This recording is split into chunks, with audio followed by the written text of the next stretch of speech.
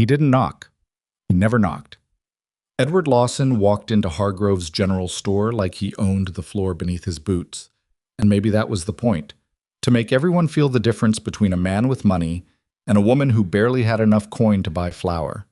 He moved past the shelves with that slow, deliberate ease of someone who had never once worried about being embarrassed in public. And when his shoulder caught the edge of Maggie Collins's basket, when the whole thing tilted and her groceries scattered across the worn wooden floor like she'd dropped them herself, he didn't stop walking. He looked down at the mess. He looked at her. And then he smiled. Not a kind smile. The other kind. "Careful there, Maggie," he said. "Hate to see a woman make more of a mess than she already is." The laughter that followed wasn't loud. That almost made it worse. It was the quiet, comfortable kind. The laughter of people who had been waiting for permission.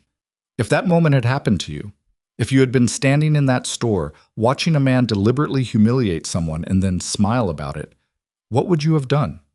Would you have said something, or would you have stood there the same way everyone else did, looking at your boots, grateful it wasn't you? That question matters, because what happened next in Willow Creek changed everything. For Maggie Collins, for the silent rancher in the back of the room, and for a town that had spent years confusing cruelty with entertainment. If this kind of story speaks to you, the kind that doesn't flinch, that doesn't wrap everything up too clean, subscribe to our channel and follow Maggie's story all the way to the end.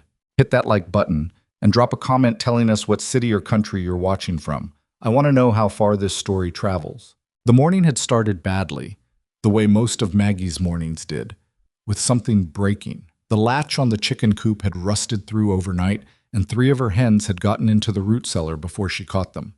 By the time she'd chased them out and checked on the rest of the farm, the sun was already high, and her boots were caked with mud past the ankle. She'd changed her dress twice before giving up and putting on the older one, the brown one with the mended seam at the shoulder that she always told herself she'd replace when things got better. Things hadn't gotten better in 4 years, which meant she'd been wearing that dress longer than she wanted to admit. She'd hitched the old mare to the wagon and made the 4-mile drive into Willow Creek with her list folded in her apron pocket. Flour, lamp oil, a new bolt, salt. Simple things. The kind of list a person makes when they're not buying luxuries, just trying to stay alive another week. Maggie Collins was 34 years old. She was not a small woman in the way that people said it gently. She was the kind of woman that men in towns like Willow Creek felt entitled to comment on, because commenting on someone else's size was easier than examining their own smallness of character. She had her mother's wide face and her father's stubborn jaw, and she'd stopped being ashamed of either somewhere around the time she realized that shame wasn't going to fix the fence or milk the cow. She wasn't remarkable, and she knew it. That was the truth of it. She had no great beauty, no charming laugh, no gift for making people comfortable around her. What she had was a farm that was slowly strangling her, a father whose health had been declining since the previous winter, and a list of debts she reviewed every Sunday night with the kind of focus that most people reserved for things that still had a chance of improving. The store had been quiet when she arrived. Old Chester Hargrove was behind the counter, sorting through a crate of canned goods. 2 women she recognized from the church picnic were near the fabric bolts. A boy she didn't know was sweeping the back corner. And in the far end of the store, barely visible past the shelving that held the dry goods, a man was leaning with his back against the wall, arms folded, watching the floor. She didn't look at him long. She got her basket and started her list. She was reaching for the second sack of flour when the door opened and Edward Lawson walked in. She'd seen him twice before. Once at the land office, where he'd been speaking with the county assessor in that low, focused tone that powerful men used when they didn't want witnesses to the full conversation. Once on the main street, stepping down from a carriage that had cost more than most families in the valley made in a year. Both times he'd looked at her the way a man looks at furniture, registering that it exists without assigning it much importance. This time was different. This time he came straight toward her, not in a threatening way, not at first. He was just walking, moving through the store toward the counter, and the path he chose happened to bring him close to where she was standing with her arms full and her concentration on the shelf. She stepped to the side to give him room. She always stepped to the side. That was the reflex of a woman who had been taught, by enough small humiliations, that her space was always negotiable. His shoulder caught the edge of her basket anyway. Later, she would wonder if it had been deliberate. She would turn the memory over and look at it from different angles, trying to convince herself that it could have been accidental, that he hadn't calculated exactly how much force was needed to tilt it without making the movement obvious. But she'd watched his eyes in the half-second before impact, and what she'd seen there hadn't looked like carelessness.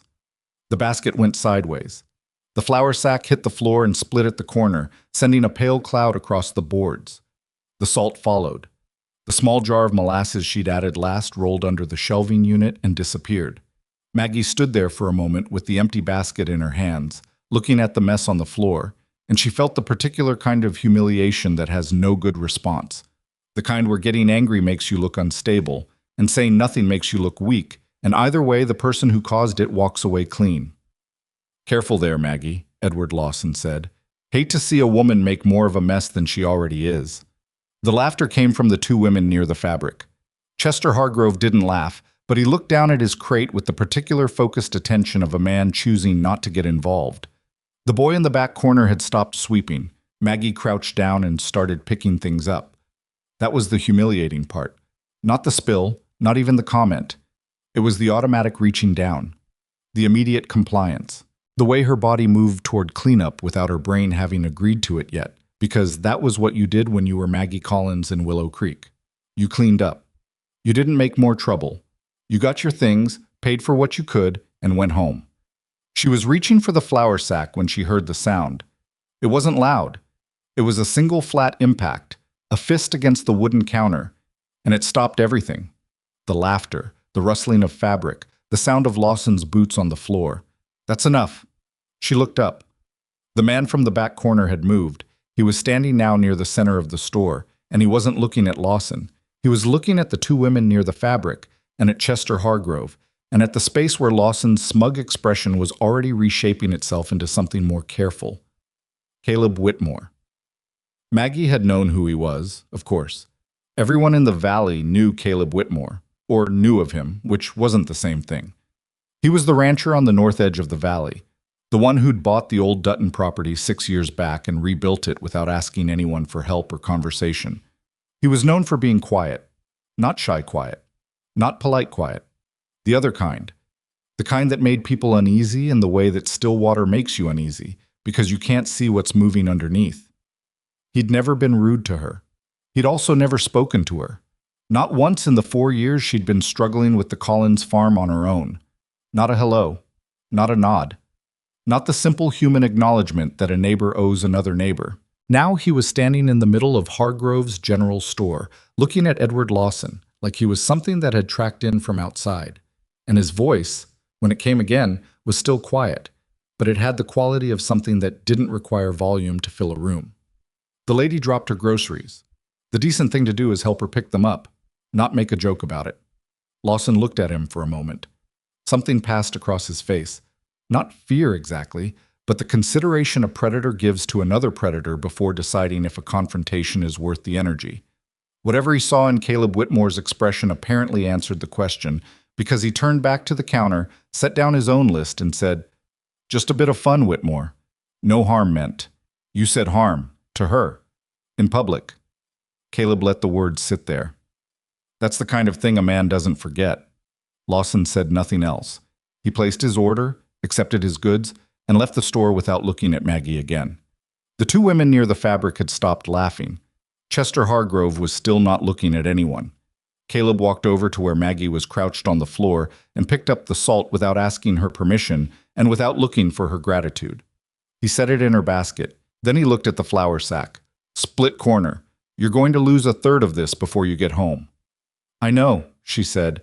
"Chester's got a canvas bag in the back. I'll get it." He was already walking toward the counter before she could tell him not to bother, which was probably intentional. She should have felt relieved. She should have felt something warm and grateful and quietly hopeful. Instead, as she stood up with her basket and watched Caleb Whitmore speaking quietly to Chester Hargrove, she felt something that it took her a minute to identify. Fury. Not at Lawson, though that was there too. Not at the women who'd laughed or at the town that had been laughing at her in various ways for years. The fury she was feeling was aimed directly at the man across the store who had apparently decided, today, after 4 years, that she was worth defending. She knew why, even if she couldn't have explained it well to anyone else. It had to do with what she'd found out about him 8 months ago.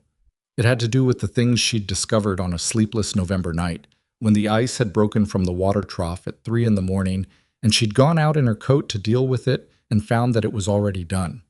She'd thought at first it was her father, but her father hadn't been well enough to lift a hammer since the previous summer. She'd looked at the fresh work on the trough, the careful way the ice had been broken and the drain cleared and the edge reset so it wouldn't ice over the same way again. And she'd stood there in the cold for a long time before she allowed herself to understand what she was looking at. That wasn't the first time she'd realized. It was just the first time she'd caught the evidence before it disappeared. She'd started paying closer attention after that. The fence line along her eastern pasture that had needed replacing for months, and had simply, one morning, been replaced. The new latch on the barn door that had appeared between one Friday and the following Monday. The broken spoke on the wagon wheel that she'd been nursing along with a wrapped rag and a careful driving style, which had been swapped out for a proper spoke sometime during a week in February when she'd been too sick with fever to notice much of anything. There was only one person who could have done those things. She lived 4 miles from town, and her nearest neighbor in the relevant direction was the Whitmore Ranch.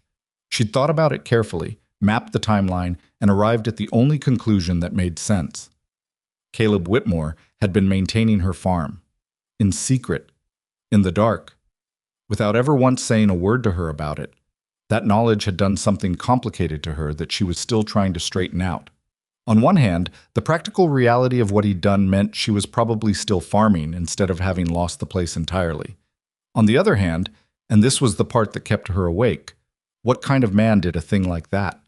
What kind of man spent years helping someone survive without once giving them the chance to know they were being helped? What kind of love was that, if love was even the right word for it? What kind of respect? The answer she kept arriving at wasn't comfortable, the kind that treated her less like a person and more like a problem he'd appointed himself to solve. Quietly, without her consent, without her knowledge, without ever having to risk anything like an actual conversation. She wasn't ungrateful. She was clear-eyed enough to know what his help had cost him in time and effort and probably sleep. But gratitude and anger could exist in the same body, and hers were both present as she watched him bring the canvas bag back across the store floor and hold it open so she could transfer the flour. "Thank you," she said, because she was raised to say it. "Don't mention it," he said, because she apparently wasn't supposed to. She paid for what she could and left what she couldn't, which was the same calculation she made every week. On her way out, she didn't look back at Caleb Whitmore. She didn't need to. She could feel his eyes on the back of her neck all the way to the door, steady and careful, the same way he'd apparently been watching over her farm for years without once having the courage to do it in the daylight. She thought about it the whole drive home. The mare knew the road well enough that Maggie didn't have to pay strict attention, which meant she had 4 miles and nothing to do with them but replay the morning. Lawson's shoulder, the spill, the laughter. Caleb's fist on the counter, his voice, the canvas bag. What bothered her most wasn't that he'd defended her. It was that he'd had to. She knew how these towns worked. She'd grown up in one, left it at 17 when she'd thought things might be different somewhere else, come back at 26 when her mother got sick and someone had to run the farm, and been here ever since. She knew that a woman alone was an invitation for a certain kind of man to test his comfort with cruelty. She knew that the way a town treated its unprotected women said something precise about the character of the people in it. What she hadn't known, or hadn't let herself know, was that Caleb Whitmore had apparently understood this for years and had made his decision accordingly. He would fix her fences. He would break the ice from her troughs. He would do, under cover of darkness, everything that needed doing. But he would not stand beside her in the daylight.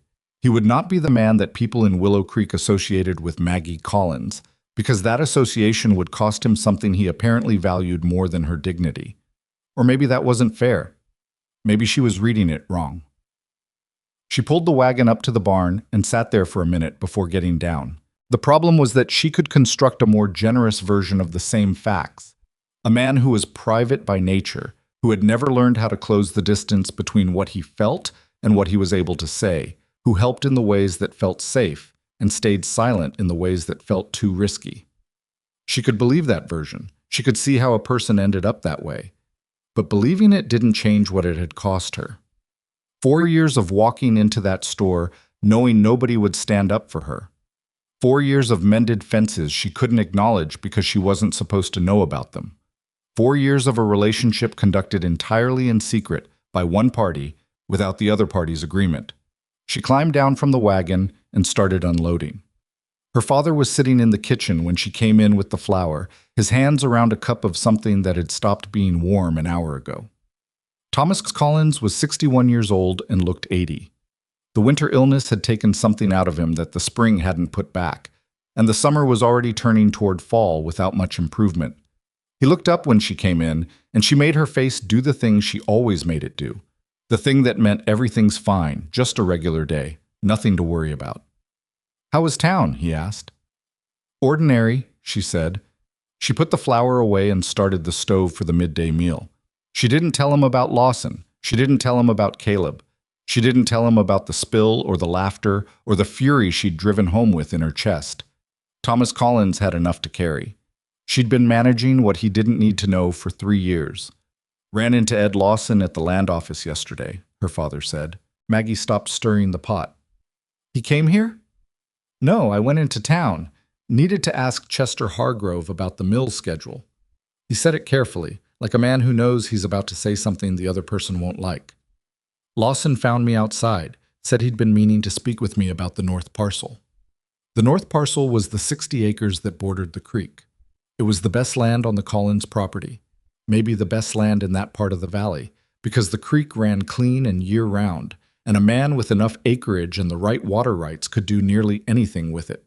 Maggie's grandfather had understood this, so had her father, in the years when he'd been healthy enough to use it properly. Now it was the thing she worried about most, not the debt. The debt was manageable, barely, if nothing went wrong. What she worried about was the land itself, and whether someone with more money and more lawyers was looking at the same map she was and drawing the same conclusions. "What did he say?" she asked. Her father looked at his cup. Said he was interested in purchasing, at a fair price. "We're not selling." "I told him that." "And?"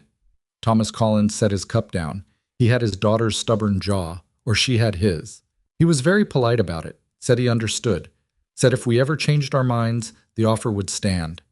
Maggie turned back to the stove. Very polite. She thought about the way Edward Lawson had smiled at her groceries scattered across Chester Hargrove's floor. She thought about the precise angle of his shoulder in the moment before impact. She thought about the word polite and what it actually meant in the vocabulary of men who had enough money to turn politeness into a kind of threat. "We're not selling," she said again. "I know, Maggie. The creek land is the reason we still have a farm. Without those water rights, the rest of the property isn't worth half of what the debt says." "I know. If Lawson gets the north parcel, Maggie," her father's voice was quiet. "I told him no. I'll keep telling him no." She didn't say what she was thinking, which was that Thomas Collins, as much as she loved him, was 61 years old and declining and was not in a condition to hold off a determined man with money and connections, and the particular patience of someone who believed he was going to get what he wanted eventually. She put the lid on the pot and went to the window. From here she could see the east fence line, the one that had been replaced in April, with lumber she hadn't bought and labor she hadn't paid for. Past it, the pasture that was currently holding her 4 remaining cattle. Past that, the edge of the Whitmore property, though from here you couldn't see the buildings. She thought about Caleb standing in that store with his fist on the counter. She thought about how 4 years of help done in darkness added up to exactly nothing in terms of what a person owed another person in the light. She didn't see him for 5 days after that. The farm kept her busy, which was the farm's main virtue. There wasn't enough time in a day to spend much of it on the things that made her feel bad. The cattle needed moving to the south pasture before the grass in the east got too thin. The root cellar needed its second harvest of the season.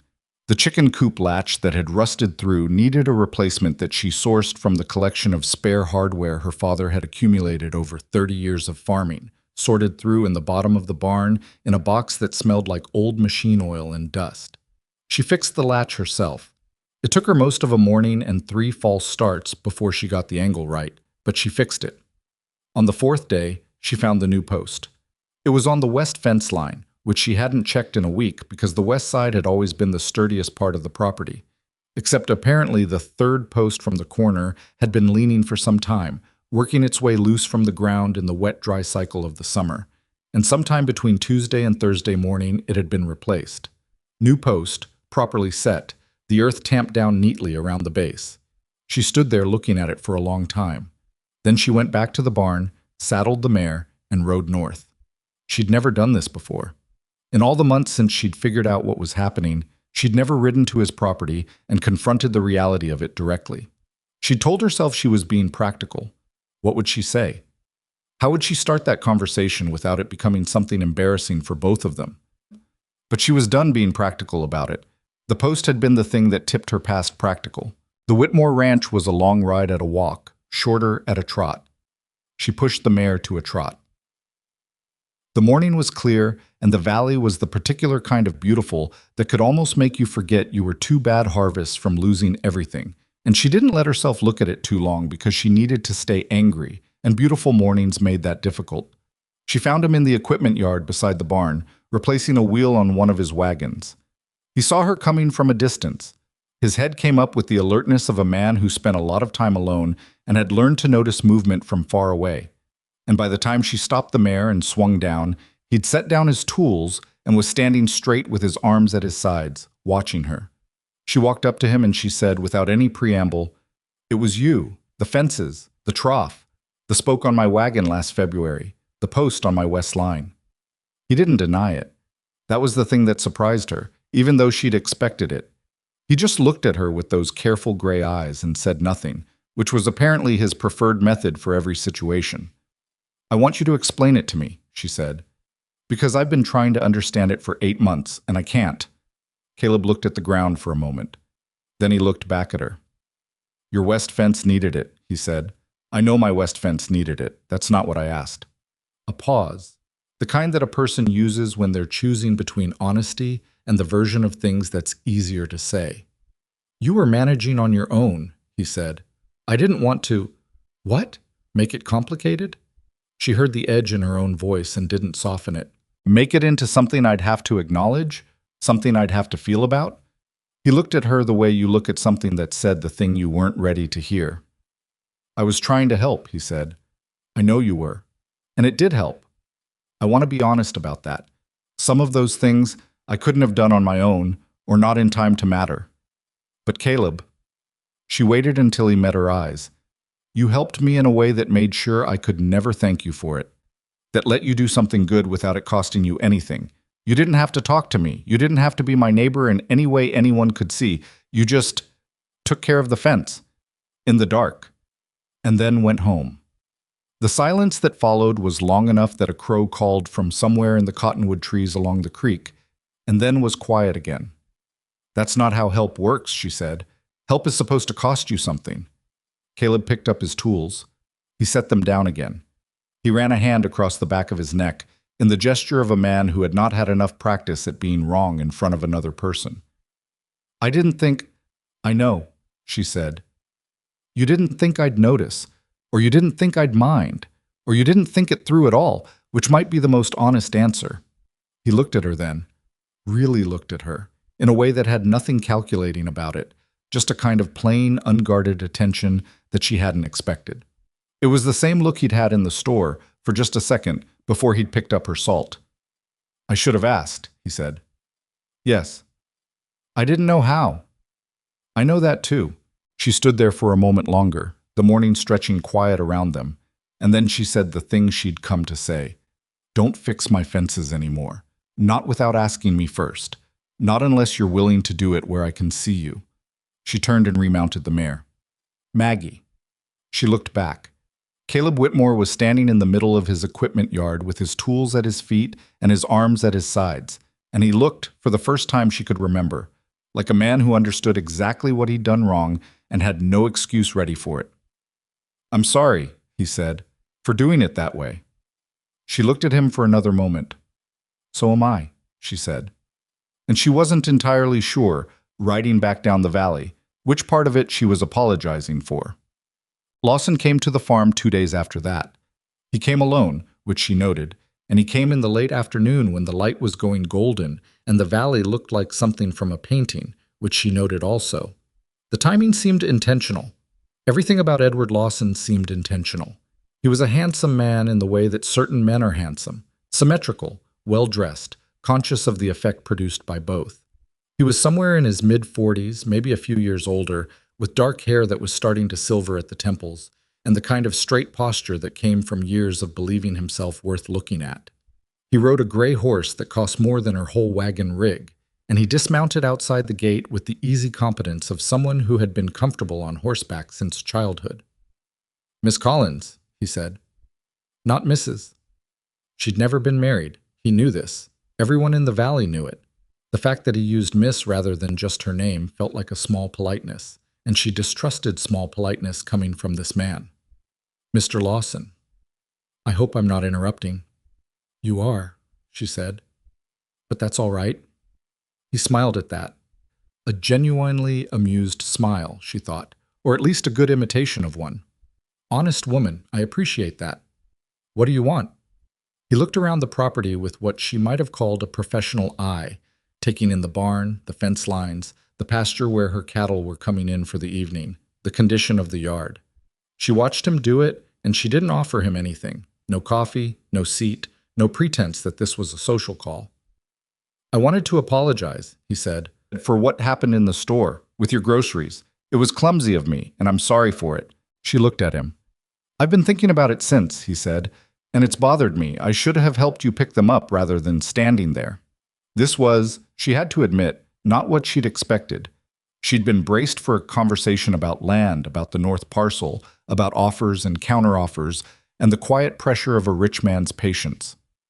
She hadn't been prepared for an apology that sounded, almost, like it came from somewhere real.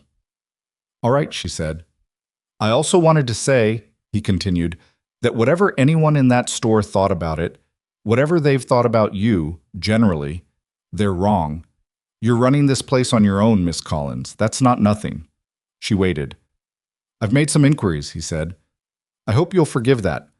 I was curious about you, and I'm not a man who stays curious for long without looking into things. You've been managing this farm for 4 years since your mother passed. You've kept the cattle herd viable. You've held the debt to something you can service." He paused. "That's remarkable. Mr. Lawson, I'm not trying to flatter you. I'm trying to tell you that I see it." He met her eyes, and what she saw there was, she couldn't be sure, something that looked like genuine regard. Most people don't look at this farm and see what you've done. They see a struggling operation and a woman who hasn't found a husband. I look at it and see someone with real capability and no real resources. Maggie was quiet for a moment. This was the thing about Edward Lawson that she would remember later.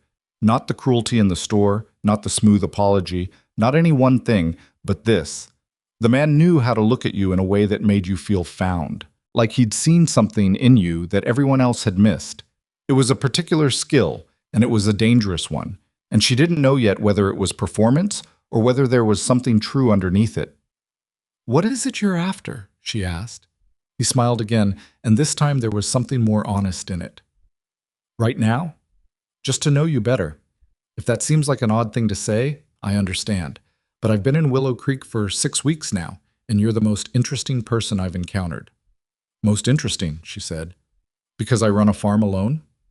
"Because you do it like it matters," he said. "Not like you're waiting to be saved from it." She thought of Caleb Whitmore fixing her fence posts in the dark. "All right," she said after a moment. "You've introduced yourself properly. Now it's late and I need to finish the evening feeding." He took the dismissal gracefully, which was another skill. He remounted his gray horse and looked down at her from the saddle. "May I call again, Miss Collins? Properly, with advance notice?" She should have said no. She knew, somewhere under the part of her that was tired and isolated and had been invisible for long enough that being seen felt like something to hold on to. She knew she should say no. "I'll think about it," she said. He nodded, like a man who had expected nothing more and was satisfied with less than he'd hoped for. It was a well-performed exit, and she watched him ride back down the road toward town and stood there in the darkening yard for a moment, thinking about what it meant that she was already trying to decide if his performance was performance or not. Behind her, from somewhere in the direction of the north fence line, she heard the sound of a branch breaking. She turned. There was no one there, just the pasture and the beginning of dark, and the cattle standing in their ordinary patience.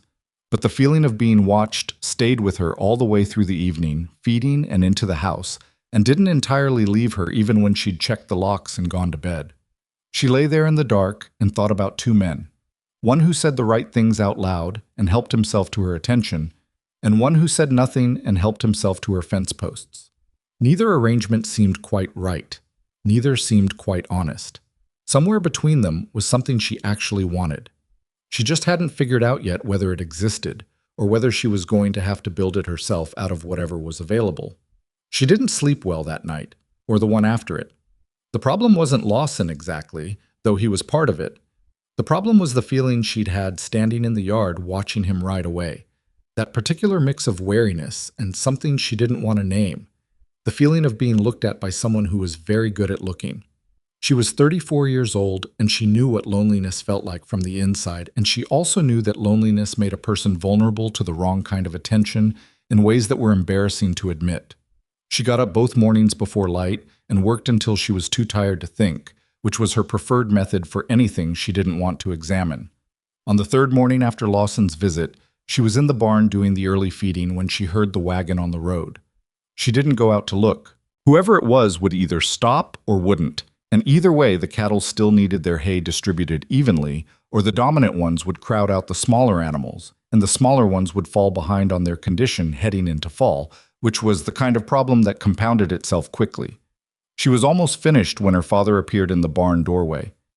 "Maggie, there's someone here." She set down the hay fork. "Lawson?" "No."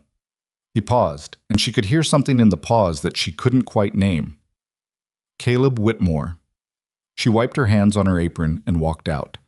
He was standing at the gate with his hat in his hands, which was so different from his usual manner that she stopped walking for a second. Caleb Whitmore, with his hat off, looked younger and more uncertain. Like the architecture of the man's face required the hat to look fully composed. Without it, he just looked like someone who had driven 4 miles to do something he wasn't sure he had the right to do. His wagon was behind him, loaded with 2 fence posts, a post hole digger, and what looked like a full coil of new wire. "I should have asked," he said, before she could say anything. "So I'm asking. Your east line has 3 posts that are going to fail before first frost. I can see it from the road. I'd like to replace them. Today. If that's all right with you." Maggie looked at him for a moment. "In the daylight," she said. "Yes." "Where I can see you." "Yes." She looked at the wagon. She looked at the wire, which was the expensive kind, the kind that held its tension properly through winter. She looked at Caleb Whitmore standing at her gate with his hat in his hands, and the particular expression of a man who had driven 4 miles to ask permission for something he'd been doing without it for years, and she understood that this was costing him something real. She wasn't sure yet what it meant, but it was different from what had come before. "All right," she said. "You know where the east line is?" "I do." "There's coffee if you want it when you're done." She went back into the barn. She heard him open the gate. She heard the wagon move around to the side of the property where the east pasture started, and she did not, with some effort, go to the barn door to watch him work. Her father came in behind her and picked up the hay fork she'd set down, mostly just to have something to do with his hands. "That's an interesting development," he said. "It's fence posts, Pa." "Yes," he said. "It is." He came back 3 more times that week. Each time he sent word first, a brief note left at the gate the evening before, just the date and what he intended to do. No flourishes, no explanation, just Tuesday. Water trough on the north side needs the intake pipe cleared. Or Thursday. Barn roof has a split shingle above the south wall, second from the peak. The notes were functional to the point of being almost rude, except that she recognized in their plainness the same honesty she'd asked him for, and she couldn't complain about getting what she'd asked for. Each time he came, he worked. He didn't linger. He didn't manufacture excuses to talk to her. He did the thing the note said he was going to do, and then he put his tools away and left. On Thursday, when he was coming down from the barn roof, she brought him a cup of coffee. She'd made it strong, the way most working men preferred it, and she held it out to him at the base of the ladder without any particular ceremony. He took it with both hands and drank half of it standing there. It was a hot day for September, and the roof work had put a shine of sweat on his face and darkened the collar of his shirt, and he looked like a man who had worked hard, which was, she noticed without wanting to, a more honest version of attractive than whatever Edward Lawson produced with his posture and his timing. "The shingle's replaced," he said, "but the whole south section is going to need attention before next spring. There are 2 more that are cracking." "I know. I can do it in a day if the weather holds." "One thing at a time," she said. He drank the rest of the coffee and handed the cup back. "Caleb," she said his name carefully, like she was testing whether it fit. "Can I ask you something?" "Yes." "How long have you been watching this place?" He looked at the barn roof. Not evasively, more like a man doing an honest accounting. "Since your first winter," he said. "After your mother died. I saw you come back. I saw how things were. And you decided to help." "I decided to—" "Yes." A pause. "I didn't think about what it looked like. I just saw what needed doing, and I could do it. So—" He shrugged, which was not a complete sentence, but it was a more complete answer than she'd expected. "Did it ever occur to you to knock on the door?" He looked at the cup in her hands. "Yes." "Why didn't you?" He was quiet long enough that she thought he might not answer at all, which would have been consistent with his general approach. But then he said, "Because I didn't trust myself to do it right. If I knocked and you said leave me alone, that would be one thing. But if I knocked and you didn't say that—" He stopped. "Then you'd have to do the harder work," she said. "Yes." She looked at him for a moment. He was not an easy man to read, and she wasn't sure she was reading him right even now. But there was something in that answer, the bluntness of it, the absence of any attempt to make himself look better than he was, that landed differently than she'd expected. "All right," she said. "Thank you for the shingle." He nodded, picked up his tools, and went to his wagon. She watched him drive away and stood there with the empty coffee cup in her hands, thinking that she still didn't know what to make of him. But she was slightly less angry than she'd been the week before, and slightly more confused, and in her experience those 2 things were related. Lawson came again on Saturday. This time he brought something, a small jar of honey from what he said was a hive in the East County, with a cloth tied around the lid in a color she recognized as expensive. She accepted it because refusing would have been theatrical, and she had enough real problems without manufacturing dramatic gestures for her own benefit. He sat at her kitchen table while she made coffee, and this time, because her father was resting, it was just the 2 of them, and she was aware of that in a way that felt like a quiet form of pressure she hadn't agreed to. "You've been busy this week," he said, looking out the window at the barn. "I noticed the east fence when I came in. New posts. They needed replacing." "You hired someone?" She hesitated. "A neighbor helped." Lawson nodded slowly, in the way of a man filing information away. "Whitmore?" She didn't answer, which was its own kind of answer. "He's an odd man," Lawson said, not unkindly. "Been out here a long time, keeps to himself." "A lot of people keep to themselves. Not the way he does." He accepted the coffee she set in front of him and wrapped his hands around the mug. "There's keeping to yourself because you value your privacy, and then there's something else, something more like hiding." She sat down across from him. "And you? What brings you out here twice in a week?" He smiled at that. The real one, she was starting to think, or what passed for real with him. "You." That's a simple answer. It's a simple situation. I find you interesting. I wanted to see you again. He tilted his head slightly. "Is that strange?" "Coming from you? Somewhat. Because of what happened in the store." "Partly. And partly because you know I've been speaking to your father about the land." She looked at him steadily. "That's the part I think about most." He set down his coffee. Something shifted in his manner. Not the charm disappearing exactly, but the ease of it stepping back slightly to let something more direct come through. "I want to be honest with you, Miss Collins. I am interested in land in this valley. I won't pretend otherwise. But my interest in you is separate from that, and I'd like the chance to demonstrate the difference. By calling on me. By being honest with you, more honest than most men in this county will be." He met her eyes. "You're not a woman who wants to be managed. I can see that, so I'm not going to try." She thought about that. The problem with Edward Lawson was the same problem she'd been turning over since his first visit. She couldn't find the place where the performance ended and the person began. He said things that sounded true. He looked at her in a way that felt real, but there was always underneath it the faint sensation of a door that hadn't been opened, something behind the charm that she couldn't see the shape of yet. "All right," she said. "You can call again." He left an hour later, gracious and unhurried, and she stood in the doorway watching the gray horse carry him back down the road and tried to sort out what she actually felt, which was more difficult than it should have been. The story of that winter, 2 years before. The snowstorm that everyone in the valley still referenced as a marker for bad weather was not something Maggie knew anyone else had witnessed. She'd been alone on the property, her father down with an early flu, and the storm had come in faster than the sky had warned.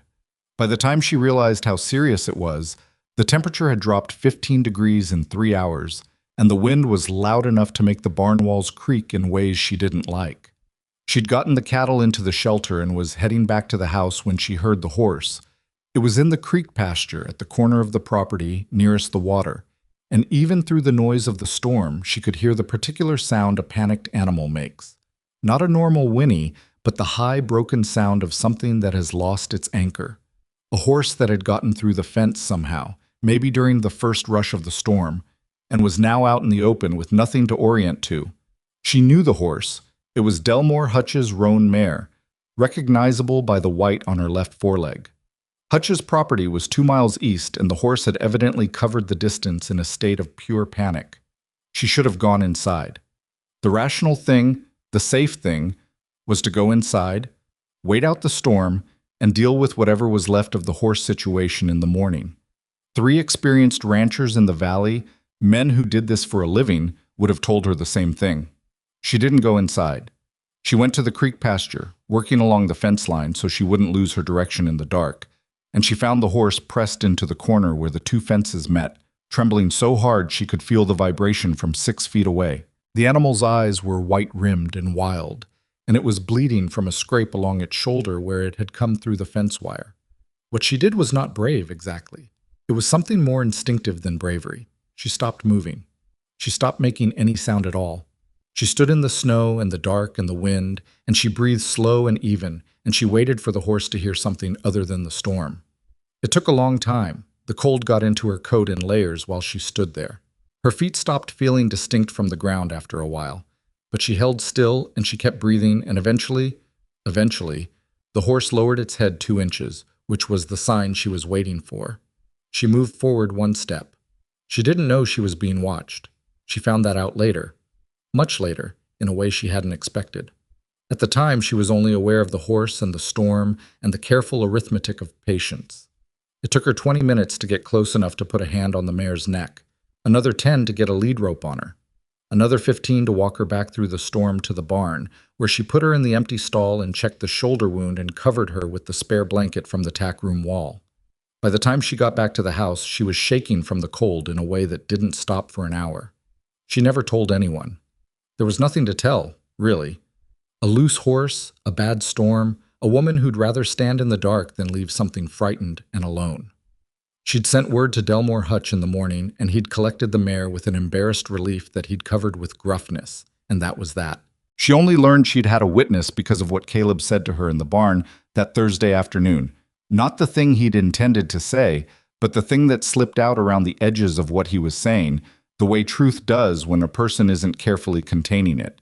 He'd been describing the fence posts, talking about the soil condition along the east line, and he'd said, "That corner where the fence meets the creek, the ground's softer than it looks because of the drainage.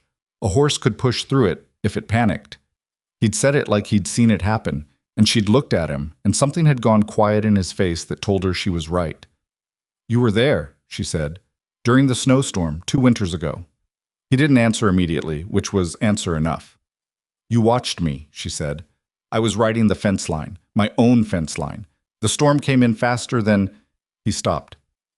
"Yes, I saw you." She sat down on a hay bale because suddenly she needed to.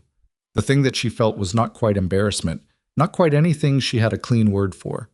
It was the feeling of having been seen at a moment you didn't know anyone was watching. Not a bad moment, not a moment you'd be ashamed of, but a real moment, an unguarded one, and someone had been there for it and had never said anything. "Why didn't you come help?" she asked. "You didn't need help." He said it like a simple fact, like reporting weather. "You had it." She looked at him. I didn't want to break your concentration, he said, which was such an unexpected thing to say that she almost laughed, except she could tell he meant it completely straight.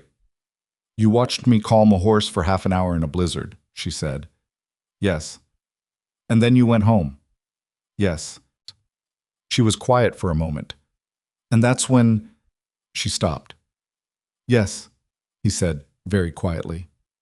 She understood what he'd said, or rather what he hadn't said, that the snowstorm night was the beginning of whatever this was, that he'd watched her stand in the dark and the cold with a terrified horse, choosing patience over speed and stillness over self-preservation, and something in what he'd seen had rearranged itself into a shape he hadn't been prepared for. She didn't know how to feel about that either. Being someone's reason for silence was not the same as being someone's chosen person. But it was something. It was a true thing, which was more than she could say with confidence about Edward Lawson's honey and his careful apologies. You could have told me, she said. I know. You could have said something. I know.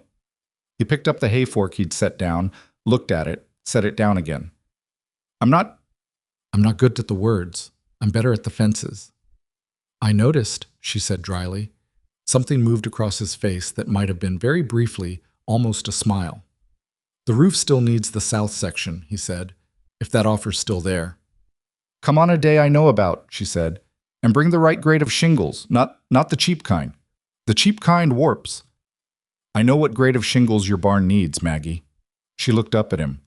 He'd used her name, just the first name without the miss, without any formality around it, just her name, the way you'd say someone's name when you'd been thinking it for a long time and it had gotten comfortable in your mouth. She picked up the coffee cup and went back to the house, and she was almost at the door before she realized she was trying not to smile, which was an inconvenient development she wasn't ready to examine. Her father started getting worse in the middle of October. Not dramatically. Thomas Collins was not a man for dramatic collapse.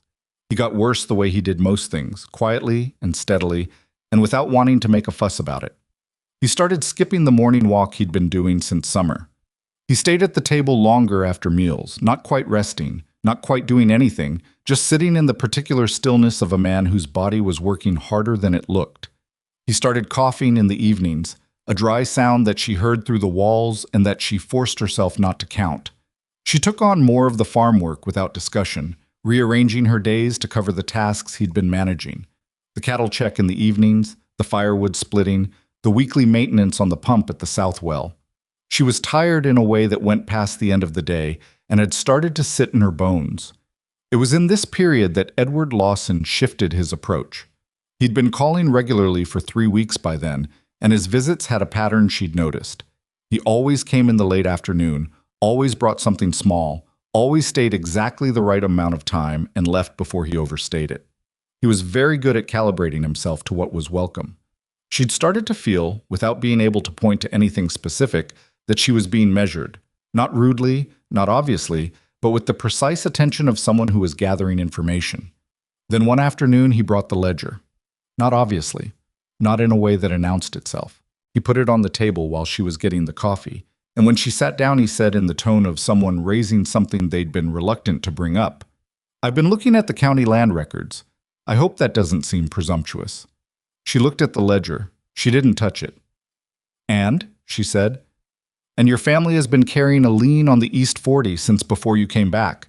Your father took it out during the drought year. The interest has been compounding at a rate it's not sustainable, Maggie. Not on what this operation produces. She knew this. She had known it since the winter she'd come back and gone through the finances for the first time and sat at this same kitchen table in the cold and understood what she was actually inheriting. She'd been managing around it for 4 years, making the minimum payments, praying nothing went catastrophically wrong, knowing that the margin between staying and losing was thinner than she wanted to admit. I'm aware of the lien, she said. The bank holds it, he said. Harlan Gaines at the Willow Creek Savings and Trust. He paused. Gaines and I have some mutual business interests. She looked at him. I'm not saying that as a threat, he said quickly, and something about the quickness of it made her notice it. I'm saying it because I want to be honest with you. I could potentially speak to Gaines about restructuring the terms, extending the period, reducing the rate. In exchange for what? He met her eyes. I told you my interest in you is separate from my interest in the land. You did say that. I meant it. Then why, she said carefully, are you telling me about your connection to Harlan Gaines at all? He was quiet for a moment. It was, she thought, the most honest pause he'd produced in 3 weeks of visits. The moment where the smooth surface of the man showed a seam. Because I want you to understand, he said slowly, that I have the means to help you, and that I'd like to help you, and I don't want you to hear about it later from someone else and feel like I was hiding it. She looked at him for a long time. That's a very careful answer, she said. It's an honest one. Careful and honest aren't the same thing. He tilted his head. Something moved through his expression. Not anger, not quite, but the adjustment a man makes when he realizes the person he's talking to is more capable of holding their ground than he'd calculated. No, he said. They're not. She pushed the ledger across the table, back toward him. I appreciate the information, she said. I'll think about it. He left 20 minutes later, gracious as always, unhurried as always. She stood in the kitchen after he'd gone and looked at the table where the ledger had sat, and she thought about Harlan Gaines and the lien and the particular fact that Edward Lawson had chosen today, when her father was upstairs coughing, to introduce both into the conversation. The timing was very precise. She was still thinking about it when she heard the gate open. She looked out the window. Caleb Whitmore was walking up the path with a sack over his shoulder and a note in his hand, which meant he'd sent the note yesterday and she'd forgotten in the fatigue of the week to read it. She opened the door before he could knock. He stopped, looked at her face. Bad time? No. She stepped back to let him in. What's in the sack? Winterizing supplies for the pump at your south well. I noticed the housing's cracked on the outer casing. It'll freeze and split before January if you don't pack it. She looked at him. I asked, he said. The note.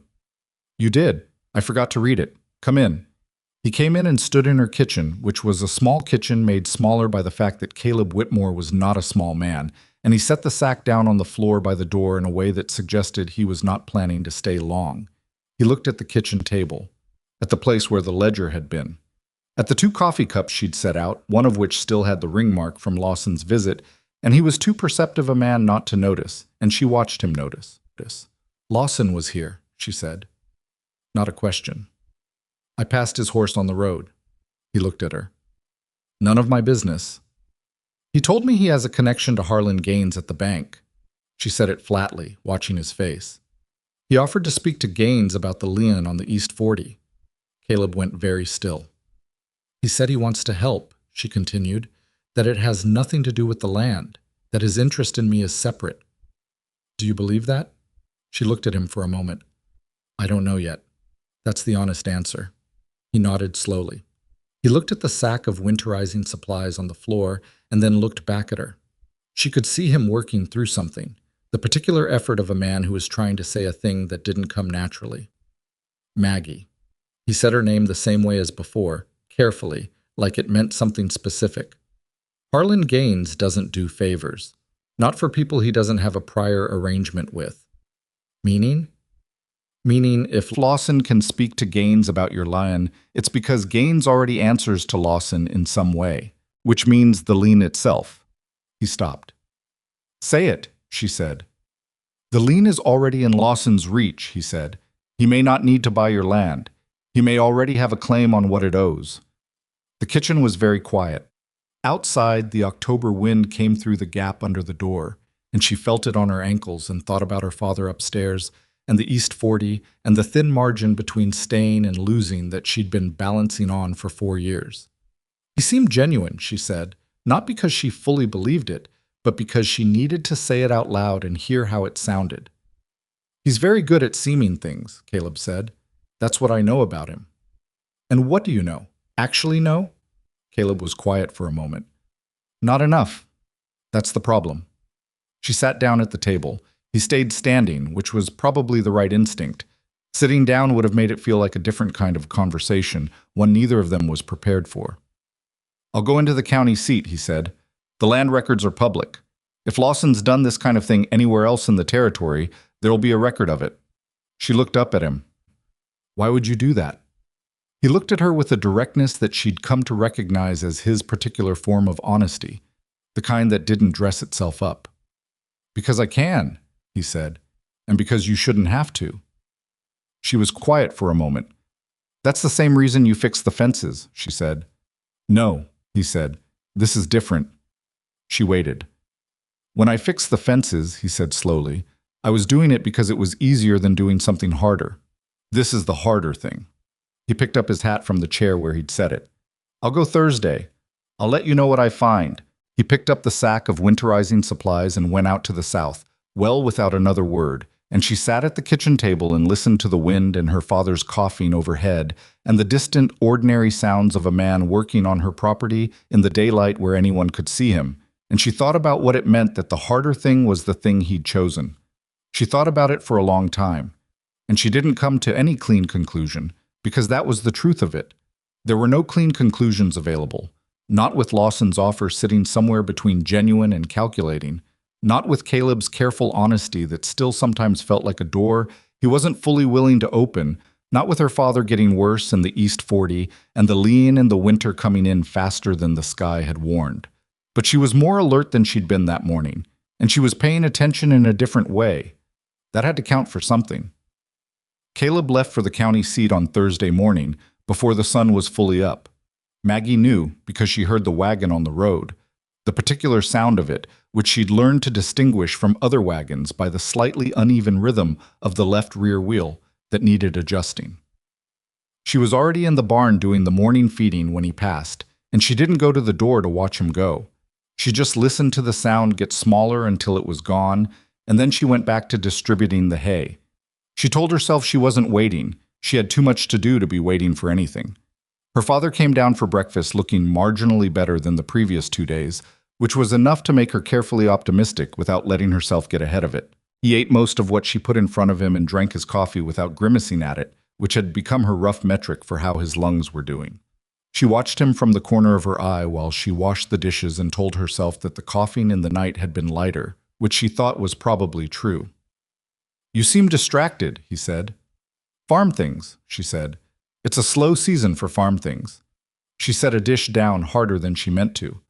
"Whitmore went to the county seat. He thinks Lawson may have done something similar to other properties before he came here." Thomas Collins set down his coffee. He was quiet in the way of a man reassessing something he'd thought he understood. "How bad?" he said. "I don't know yet. That's the point of going." He looked at the table. "I should have been more careful about the lean." "Pa." She turned around. "You took that lean during a drought year when the alternative was losing the herd. That was the right decision at the time. If Lawson holds it now, we don't know what Lawson holds. We're finding out." She sat down across from him. "What I need you to do right now is rest and not make decisions from a place of fear. Can you do that?" He looked at her with the particular expression of a man who had spent decades being the one who managed things, now watching his daughter manage them and finding the experience both humbling and something close to proud. "When did you get so sensible?" he said. "I learned from watching you make mistakes," she said, which made him laugh, which was better than the alternative. She spent the rest of the morning on the cattle and the afternoon on the accounts, which was the kind of work she hated because it required sitting still and staring at numbers that didn't improve with staring. She spread the ledger on the kitchen table and went through it again from the beginning, not because she expected to find something she'd missed, but because she needed to understand the shape of the problem precisely before Caleb came back with whatever he'd found. The lien on the East 40 was the anchor of everything. The rest of the debt, the equipment loan, the seed account at Hargrove's, the back payment on the fence lumber from 2 summers ago, was manageable in pieces, uncomfortable but survivable. The lion was different. It was the oldest obligation, the one her father had signed in a hard year without fully understanding the compounding structure, and it had grown in the intervening time to a number that made her stomach go tight when she looked at it directly. She thought about what Caleb had said, that if Lawson could speak to Gaines about the lien, it was because Gaines already answered to Lawson in some way. She'd turned that over a dozen times since Thursday afternoon. It implied a prior arrangement. It implied that the lien, her family's lien, the one her father had signed with Harlan Gaines's bank, had at some point changed hands or been used as collateral in a transaction she didn't know about. It implied that Edward Lawson had been planning something before he'd ever knocked on her gate. She sat with that for a long time. The honey on the shelf, the apology in the store, the careful apologies, the precise calibration of every visit.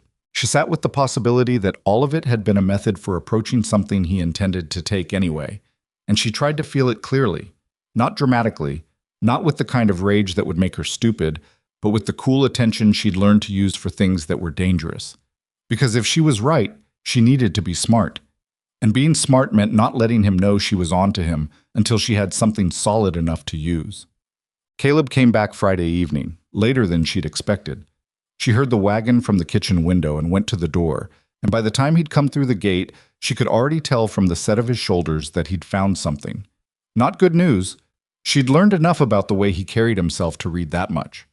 He came inside without being asked, which was a new thing, and she took his coat and hung it by the door and put the kettle on because it was cold, and he'd been driving for hours. He sat at the kitchen table and he put a sheaf of papers on it. Not the original documents, these were copies, made by hand in the careful block lettering of a county clerk who'd been paid to do them. She could see the faint carbon marks of the copying process along the edges. Harlan Gaines transferred your father's lien to a landholding company called Meridian Valley Properties 6 months ago, Caleb said. The transfer was recorded at the county seat without notification to your family, which is technically allowable under the terms of the original lien agreement, but is also not something most lenders bother to do unless they're hiding who the new holder is, she said. Yes. And Meridian Valley Properties belongs to Lawson, he said it flatly. The registered agent is a man named Cartwright in the territorial capital, but if you follow the company filings back, the principal investor is Lawson. He structured it through 2 intermediate companies, which is why it didn't come up locally. He paused. I had to go to 3 different offices and spend most of yesterday in the public record room before I found the connection. Maggie looked at the papers. There's more, he said. She looked up. In Calhoun County, 2 years ago, a family named Forsyth. Lawson arrived the same way, purchased land nearby, began calling on the family, offered to help with a debt they'd run up with a local bank. The bank, it turned out, had already sold the lien to one of his companies. He turned to the 3rd page in the stack. When the Forsyths couldn't pay, Lawson called the lien and the property reverted. He sold the water rights within 6 months. Did the Forsyths know what was happening? Not until it was too late. She sat there. Outside the window, the last of the evening light was going off the top of the ridge, leaving the sky a deep, bruised color at the edges. Her kitchen felt very small. I was never here for me, she said. No. She'd known it, or suspected it, or been close to knowing it for days now. But hearing it stated plainly was different. There was a version of herself that had allowed, despite all her wariness, some small portion of belief in Edward Lawson's interest. The part of her that was tired and isolated and had not been looked at in a long time by anyone who seemed to see her clearly. That part of her had let his visits be something other than what they were. She was angry at herself for that. Not devastated. She hadn't gotten far enough for devastation. But angry, because she should have trusted the thing she'd felt underneath his charm from the very beginning. The sensation of a door that hadn't been opened, something behind the performance that she couldn't see the shape of. Now she could see the shape. How long do we have? She said. Caleb looked at the papers. The lien terms allow him to call it on 90 days' notice once it's in arrears. Your last payment was August, she said. I couldn't make the September payment. The feed costs ran over because of the dry summer. She looked at her hands on the table. I was going to make a partial payment in November. A partial payment won't stop a call notice if he's decided to move. No. She thought about the sequence of it. The Forsyths, the same pattern, the call notice arriving when the family was already stretched. When did he transfer the lien? 6 months ago, April. Before he'd arrived in Willow Creek. Before the introduction at the land office, before the visit to the store, before the apology, and the honey, and every carefully calibrated afternoon in her kitchen. He'd bought the debt before he'd ever shown his face. He came here already holding the lien, she said. Yes. And everything after that was management. She heard the word come out flat and precise and right. Making sure I didn't find out until it was too late to do anything about it. Caleb was quiet. He was going to wait until I was attached to him, she said, until I thought we had something. And then he'd call the lien and offer the solution, Marry him, clear the debt, save the farm. She pressed her fingers against the table. Except I'd already have said yes to the man before I found out the man was the problem. Maggie, that's what he did to the Forsyths, isn't it? Not the marriage part, but the attachment, the dependency. He made himself necessary, Caleb said. Yes. She stood up. She didn't pace. She wasn't a pacer. But she stood up because sitting felt wrong, felt like the posture of someone receiving bad news rather than someone deciding what to do about it. All right, she said, what are our options? He looked at her across the table. She could see him recalibrating. He'd come back, she thought, prepared to deliver information and then take his direction from her reaction. He hadn't expected this. The anger going clean and organized instead of loud. You could pay the lien in full, he said. That removes his leverage entirely. How much? He told her. She was quiet for a moment. That's twice what I have, including everything liquid. I know. Next option. Challenge the transfer in court. Argue that Gaines violated the spirit of the original agreement by selling without notification and that the current holder doesn't have clean title to call the lien. How long would that take? Months, maybe longer, and it would cost money for a lawyer, which I also don't have. She looked at the papers. Next. He hesitated. Say it, she said. Find someone with the capital to buy the lien from Lawson before he calls it. At face value or close to it. Put it in the hands of a holder who isn't trying to take your land. She looked at him for a long moment. You, she said. Not a question. He didn't look away. I have the resources. It wouldn't be comfortable, but I could do it. And then what? You'd hold the lien on my family's property. I'd forgive it. She stared at him. I'm not trying to own you, he said, and his voice had something rough in it that she hadn't heard before. I'm not trying to make myself necessary. I know that's what it would look like. I know you'd have every reason to feel the same way about me you feel about him right now. He looked at the papers on the table. But there's a difference, and the difference is that I'm telling you about it. I'm not doing it in the dark. She was very still. It's still doing something for me that I didn't ask for, she said. Yes. Without putting it in my hands first. I know. He pressed his palms flat on the table, a gesture she'd come to recognize as his version of trying to hold something steady.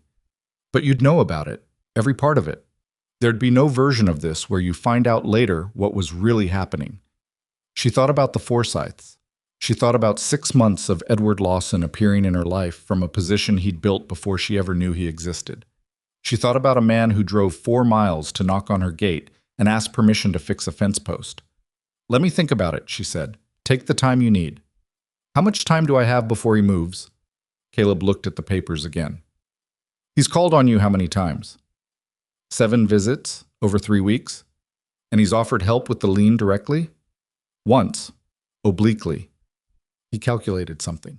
He's building toward a formal proposal. Whether that's marriage or a land sale, I don't know.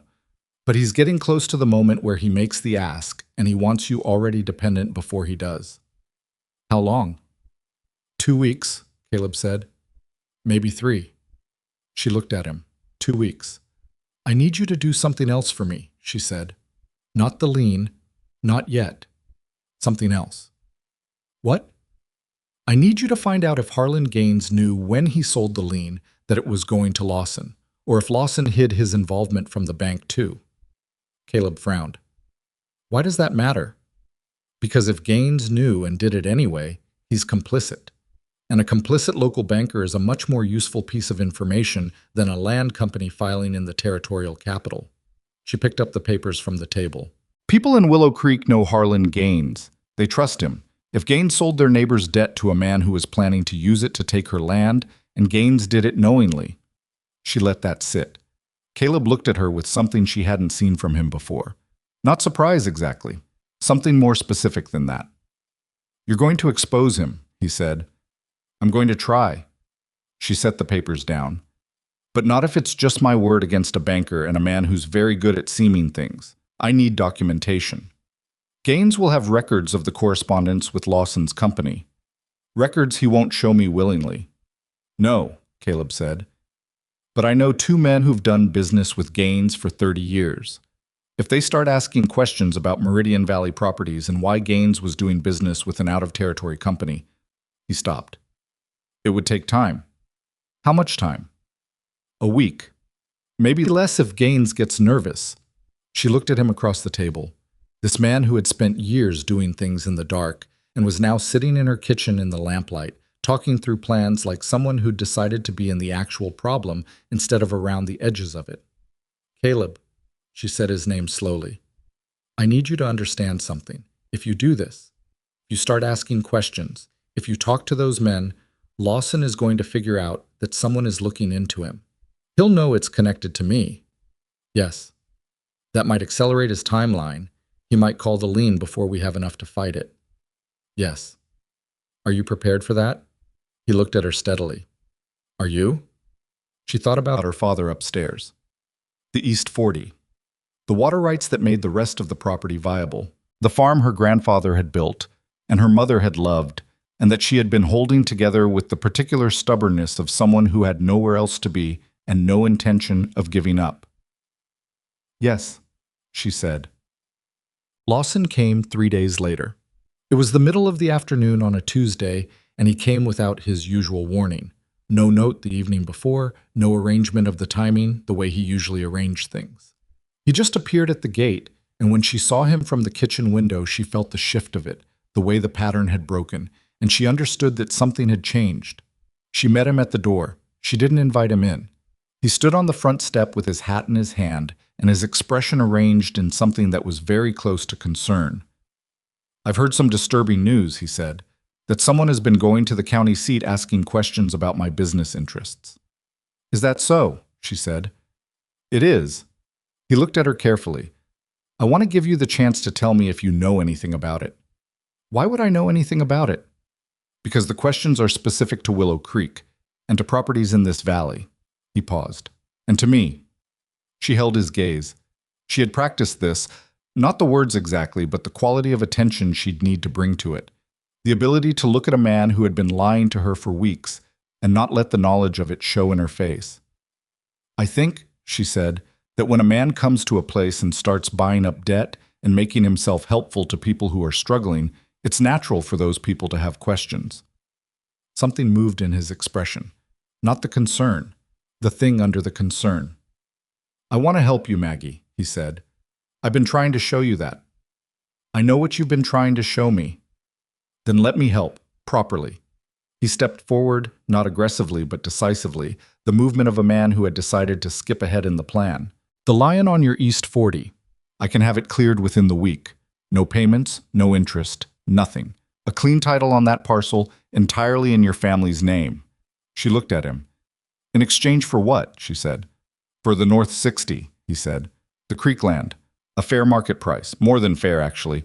Enough to pay off every other debt you're carrying and have capital left over. There it was. Not marriage. She'd been wrong about that part of it. The land was simpler, cleaner, less complicated than a wife. He didn't want her. He'd never wanted her.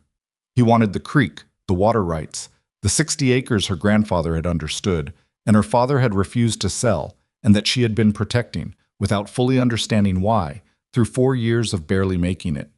She thought about the honey on the shelf, about the precise angle of his shoulder in Hargrove's store, about 7 visits with their careful timing and their small gifts and the particular way he'd looked at her. Not with desire, she understood now, but with the practiced attention of a man measuring the distance between someone and the moment they'd be willing to say yes to anything. She had been a means to an end, a gate he needed to open. That's very generous, she said. Her voice was steady. She was proud of her voice for being steady.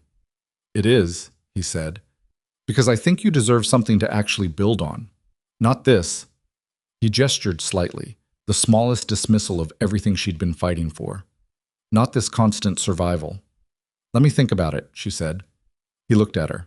She could see him calculating, whether the answer was real hesitation or something else, whether she was the woman he'd assessed her as or something he'd underestimated. Of course, he said. Take a few days. I'll need a week. A pause. A week? Yes. He nodded, put his hat back on, and left with his usual unhurried grace. She stood in the doorway and watched him ride down the road and turned it over in her mind. He'd set a timeline, which meant he had a timeline of his own, and her week was the edge of it. She went inside and wrote a note to Caleb. One line. He's moving. We need to be faster. She gave it to her father to take to the gate and tie to the post the way they'd arranged, and her father didn't ask questions, just nodded and put on his coat with the careful movements of a man conserving his strength for things that mattered. The next 4 days were the tightest of her life. Caleb had been speaking to his two contacts, ranchers named Pruitt and DeLacy, men who had done business with Harlan Gaines since before Maggie was born. He told them enough to make them curious without telling them so much that it spread through town before they needed it to. Pruitt had gone to the bank on what looked like ordinary business and had asked, in the way of an old customer making comfortable conversation, about the state of local property loans and whether Gaines had been doing much business with outside investors lately. Gaines had gone pale. That, Caleb told her on day 2, was the most useful piece of information they'd gotten. Not a document, not a paper trail, but the particular color that came into a man's face when someone used the right word in the wrong way. He knows it's wrong, Caleb said. He's known it since he signed it. Does knowing help us? It means he's nervous. And a nervous man does one of two things. He goes to the person he's afraid of, or he tries to get out from under the thing that's making him afraid. Which way does Gaines go? I don't know him well enough. He paused. Pruitt does. Pruitt went back on day 3 with a different approach. He sat across from Harlan Gaines in the man's own office, and he talked, quietly and without accusation, about a story he'd heard from a man in Calhoun County about a family named Forsyth and a company called Meridian Valley Properties, and he watched what happened to Harlan Gaines's face. What happened was that the banker aged 10 years and 30 seconds. He didn't confess. That would have taken more courage than Harlan Gaines had available. But he moved to his filing cabinet, the one behind his desk, the one that didn't stay locked, and he pulled out a folder and he put it on the desk in front of Pruitt, and he looked at the window and said he needed some air, and he left the room. Pruitt picked up the folder. It contained the original correspondence between Gaines and Cartwright, Lawson's registered agent, from 6 months prior. It contained a side agreement, separate from the formal Lion transfer, in which Gaines had received a personal payment of $200 for executing the transfer without notifying the Collins family. It contained a letter from Cartwright on Meridian Valley Properties stationery, thanking Gaines for his discretion and noting that his participation in similar arrangements in the future would be equally compensated. It was, in short, a record of a man being bribed to help take a family's land. Pruitt brought it to Caleb on the evening of day 3, and Caleb brought it to Maggie before the sun was down. She read it at the kitchen table with her father sitting across from her, and she read it twice to make sure she understood every word of it, and then she set it down and sat very still for a moment. He bribed the banker, Thomas Collins said. He said it quietly, but there was something in his voice she hadn't heard in months, something hard and clear. Yes. Before he ever came to Willow Creek. 6 months before. Her father looked at the letter. Then everything he said to us was building toward this moment, she said. The offer he made me 3 days ago. The North 60 in exchange for the lien clearing. He already owned the lien. He owned it before he met us. She pressed her fingers against the table. I was offering to give back what he'd already taken. Thomas Collins said something very quiet and very specific under his breath that Maggie decided not to hear. We need to bring this to someone with authority, she said. Not Gaines. He's already compromised. Not anyone in Willow Creek who might warn Lawson before we're ready. She looked at Caleb. The county sheriff? The county seat, he said. Sheriff Alderman. He's not connected to Gaines or Lawson. His jurisdiction is separate from the town marshals. How long to reach him? Half a day's ride. I can go tomorrow morning. She shook her head. I'll go. Both men looked at her. It's my land, she said. My family's name on the lien. My signature that Lawson will need to complete the sale. She looked at Caleb. If you go, it's a neighbor reporting a suspicious businessman. If I go, it's the person whose property is being defrauded reporting a specific crime with documentation. Caleb looked like he wanted to argue. She could see the effort it took him not to. All right, he said. I'll ride with you. I didn't ask you to. I know. He said it without apology. I'm going anyway. She looked at him across the table. This man who had spent years deciding what she needed from a distance, who was now sitting in her kitchen at her kitchen table, having ridden to the county seat and spent 2 days in public record rooms and talked to men he'd known for 30 years, doing all of it where she could see, every piece of it visible and accounted for. "Fine," she said. "We leave at first light." They rode out before the valley had color. The road to the county seat took them east along the ridge before dropping into the flatland, and for the first hour they rode mostly in silence, which was not the uncomfortable kind. It was the silence of two people with enough on their minds that talking about it would have been redundant. The sky came up gray and then orange along the ridge line, and then the full pale blue of a cold autumn morning, and Maggie rode with the folder of documents in her saddlebag and watched the light change and thought about Edward Lawson sleeping in whatever room he was renting in town, not knowing that his careful construction was coming undone paper by paper. "Can I ask you something?" she said, when they'd cleared the ridge and the road opened up. "Yes," Caleb said. "Why did you come back? After I went to your property that morning, after everything I said." She looked at the road. Most men would have taken that as a door closing. He was quiet for a moment. "Because you were right," he said, "about all of it. And the things you're right about aren't the things you walk away from." She looked over at him. He was watching the road, his hat brim level, his hands easy on the reins. He had the posture of a man who had figured out, somewhere in the past few weeks, that there was a difference between being afraid of a thing and being ruled by it. "I spent a long time being afraid of getting it wrong," he said, "saying the wrong thing, being too much or not enough. It was easier to do things." He glanced at her. "Turns out doing things is also a way of getting it wrong." "Yes," she said. "It is. I'm trying to learn this difference." He looked back at the road. "I'm slow at it." "I know," she said. "I noticed."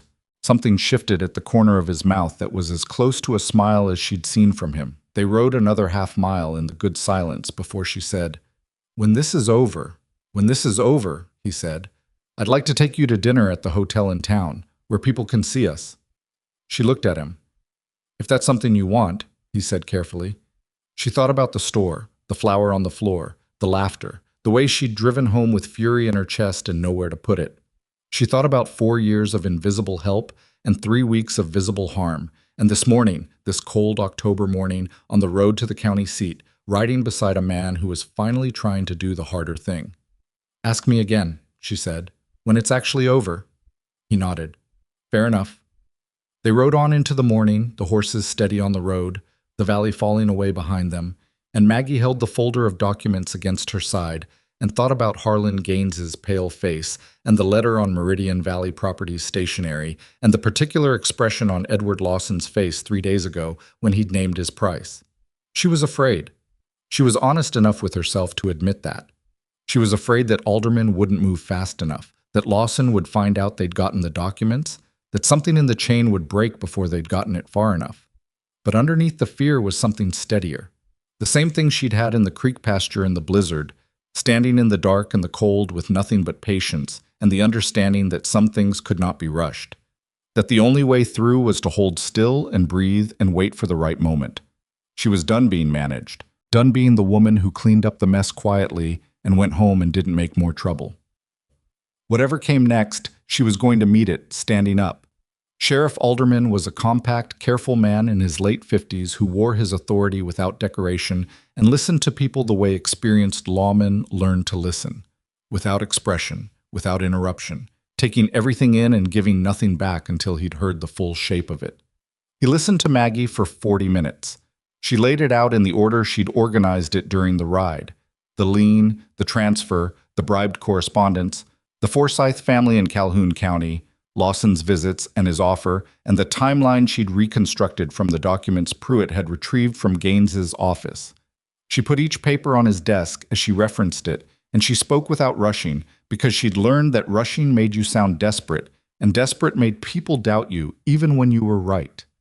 Caleb sat in the chair beside her and said nothing, which was the right thing to do. When she finished, Alderman looked at the documents for a long time. He picked up the side agreement, the one that showed Gaines's $200 payment, and read it twice. He set it down with the particular care of a man handling something he knows is going to create work. "You retrieved these documents how?" he said. A longtime customer of Gaines's bank went to ask about his own accounts, Maggie said. Gaines left the room. The folder was on the desk. Alderman looked at her. Left it on the desk? Yes. Voluntarily. The customer didn't take anything from a locked cabinet or a closed drawer.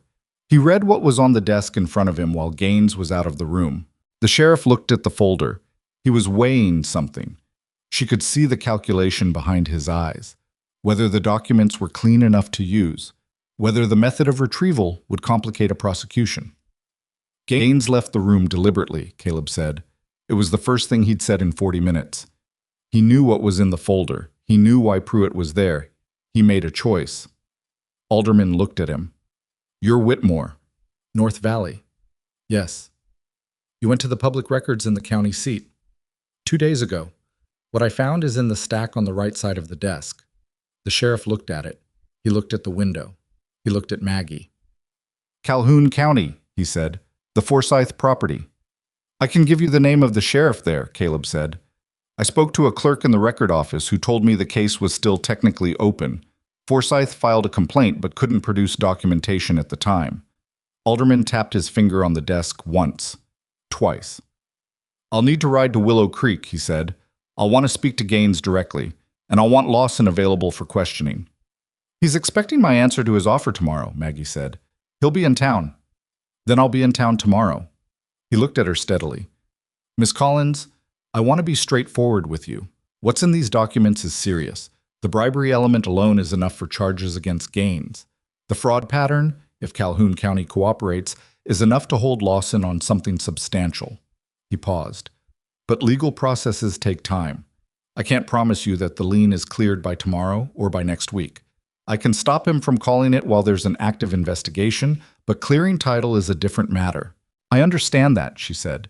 The farm may still be in a difficult position financially, even after this is resolved. I understand that too. He looked at her for another moment, the look of a man deciding whether the person in front of him knows what they're getting into. She held his gaze and let him look. All right, he said. I'll ride out tonight. I want to be in Willow Creek before Lawson expects your answer. They rode home in the late afternoon with the light coming at a low angle that made the valley look longer than it was. And Maggie was quiet in the way of someone whose body is starting to register the cost of the last several days, now that the immediate task was complete. She was tired in a way that sat behind her eyes. Her back ached from the saddle and the tension of the morning, the particular ache of holding yourself composed for a long time and then releasing it all at once. She was aware of Caleb riding beside her without needing to look at him to know he was there, which was a different kind of awareness than she'd had with him before, less guarded, less carefully managed. You did well in there, he said after a while. I just told him what happened. You told it right, in the right order, without editorializing, with the documents to back every part of it. He looked at the road ahead. Most people fall apart somewhere in that process. Either they get emotional and Alderman has to spend time managing their feelings instead of hearing the facts, or they get too controlled and it sounds rehearsed. You were clear. She thought about that. I've had to be clear about hard things for a long time.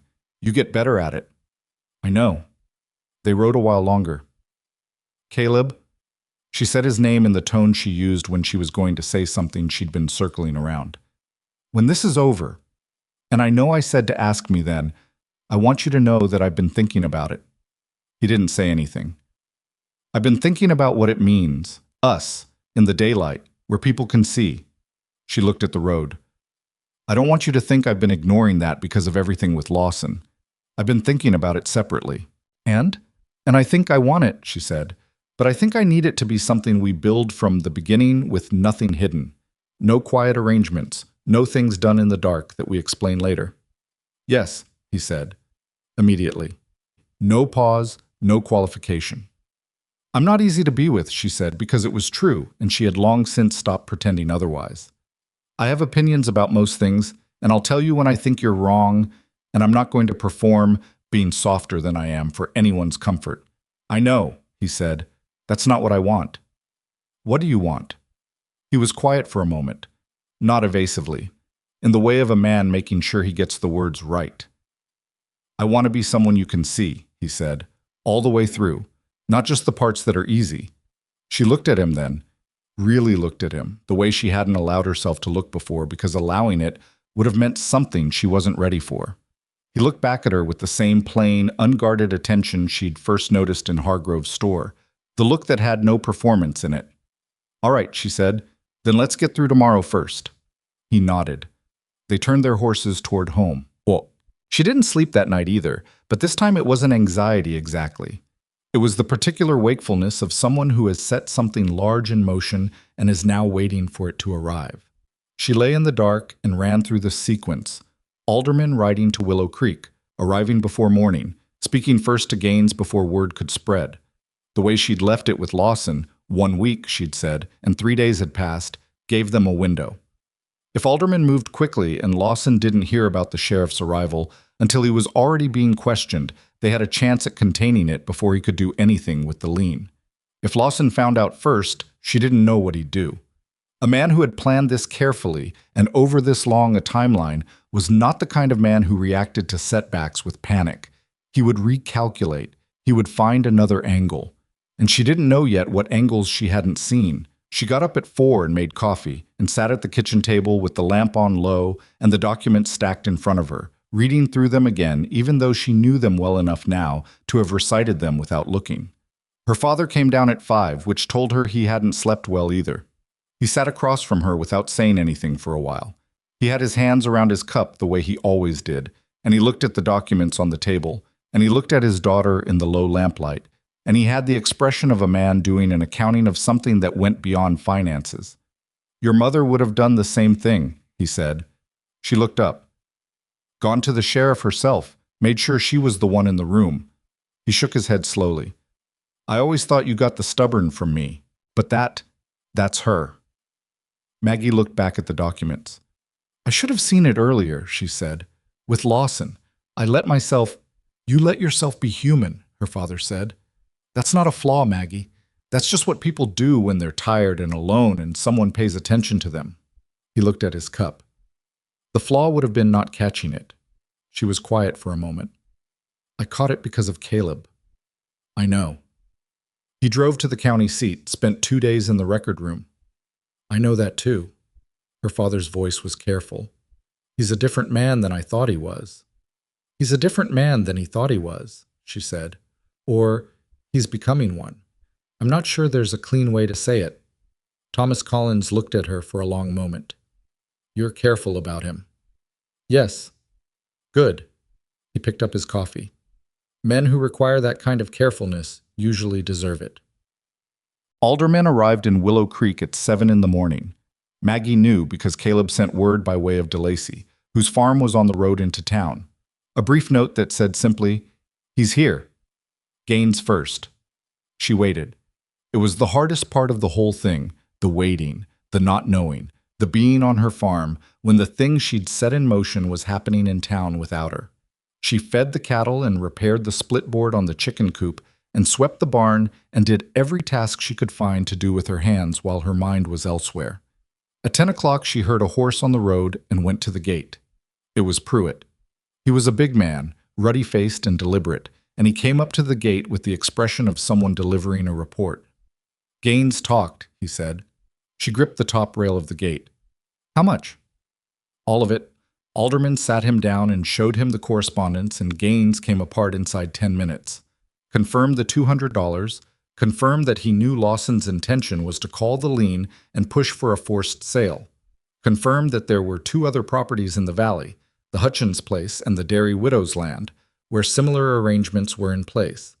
She stared at him. Hutchins and the Dairy Widow. "Lawson's been more active than we knew." "Where's Lawson now?" "That's the thing." Pruitt's expression shifted. He was at his rented rooms when Alderman sent a deputy to bring him in for questioning. He'd already been told something was happening. Someone at the bank talked, probably one of Gaines's tellers. By the time the deputy got there, he'd already sent his bags ahead. Her stomach dropped. "He's running." "Not yet. He's still in town, but he's not going quietly."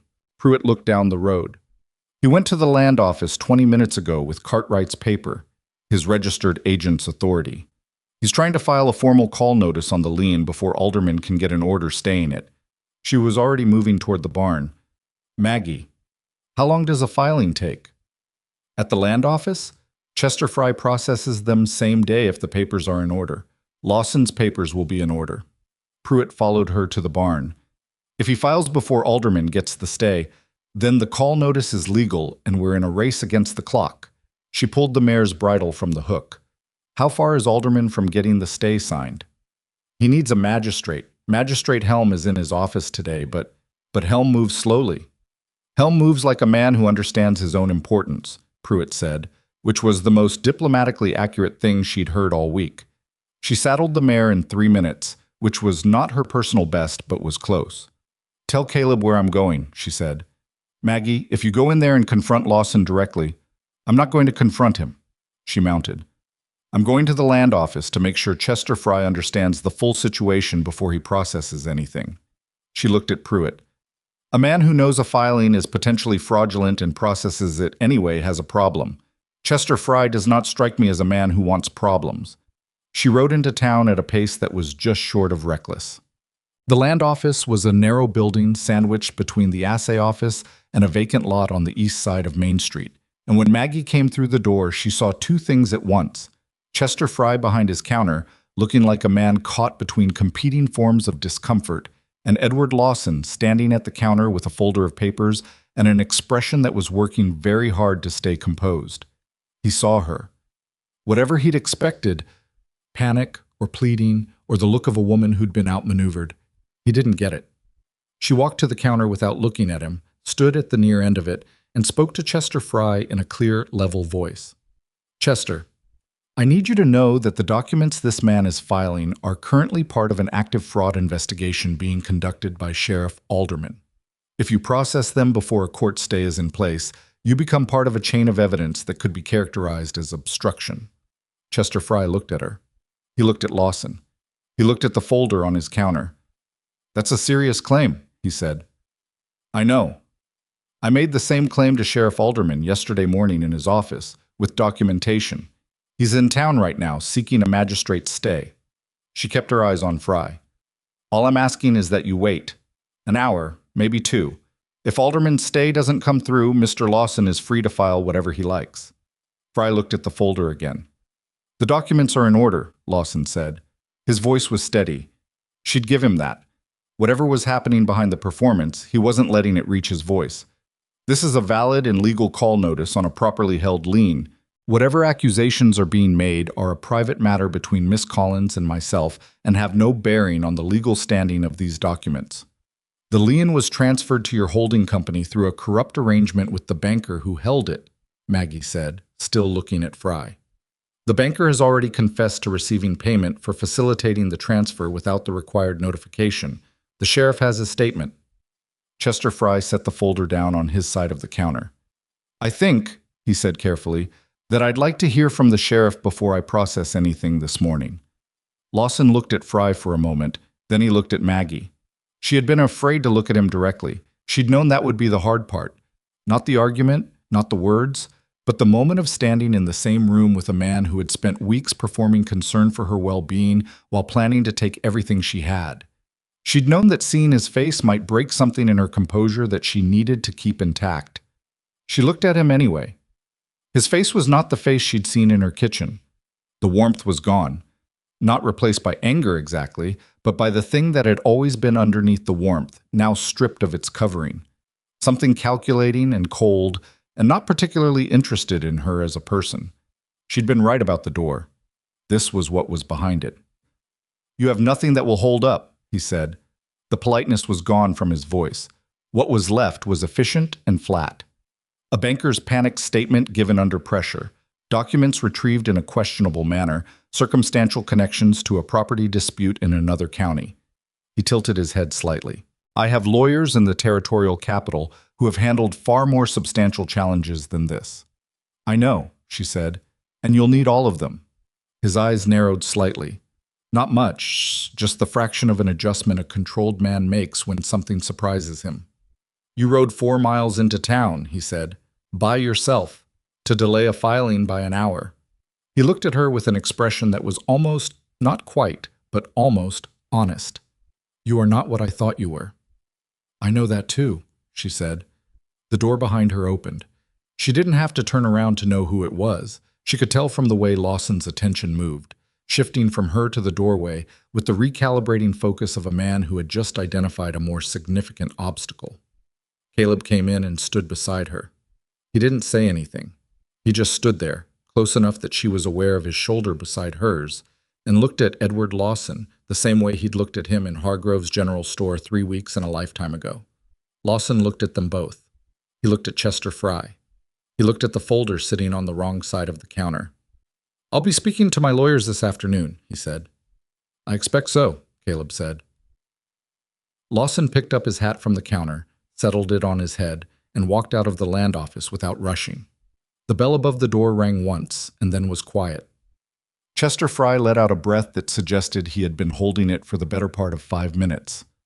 "I'd better hear from the sheriff soon," he said. "You will," Maggie said. Alderman got the stay signed by Magistrate Helm at 11:30, slower than she'd hoped, faster than she'd feared. The deputy brought the paperwork to the land office while Maggie and Caleb were still there, and Chester Fry filed it with the careful attention of a man who wanted his own role in the morning's events to be as unambiguous as possible. Lawson was brought in for formal questioning at noon. Maggie wasn't present for that. She waited at the hotel dining room with Caleb and Pruitt and DeLacy, drinking coffee she didn't need and not eating much of what she ordered, while Alderman and his deputy did the work that required their presence and not hers. The dining room was not empty. It was lunchtime on a weekday, and the tables around them held the ordinary population of a county seat town at midday. Merchants and clerks, and 2 women who kept glancing over with the interested discretion of people who could tell something significant was happening at the corner table without knowing what it was. She was aware of being looked at, which was not unusual. She was aware of Caleb sitting across from her in the dining room of a hotel in a public space, visible to anyone who walked past the window, and she was aware that this was exactly what she'd asked for, and exactly what he'd been unwilling to do when it was only himself and his comfort at stake.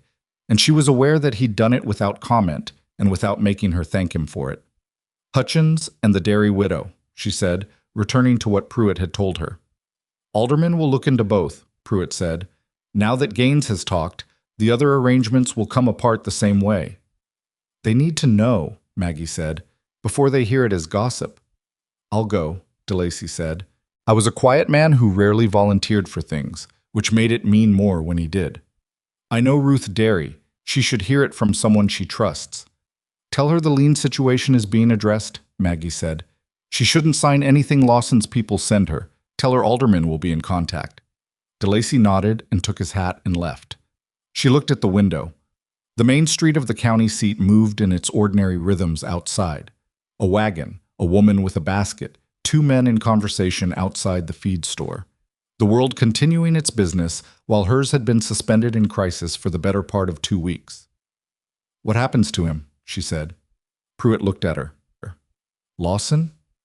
If Calhoun County cooperates, if the Forsyth complaint is reopened with this documentation." "Fraud charges," Pruitt said. "Bribery if they can connect him directly to the Gaines payment rather than just through Cartwright." He considered. "He'll say the holding company acted independently. He'll say Cartwright exceeded his authority. He'll spend a long time in court saying things, and his lawyers will be expensive and effective, and the outcome will be uncertain." "But he won't be doing this again," she said. "Not here, not while it's all public." "No," Pruitt said.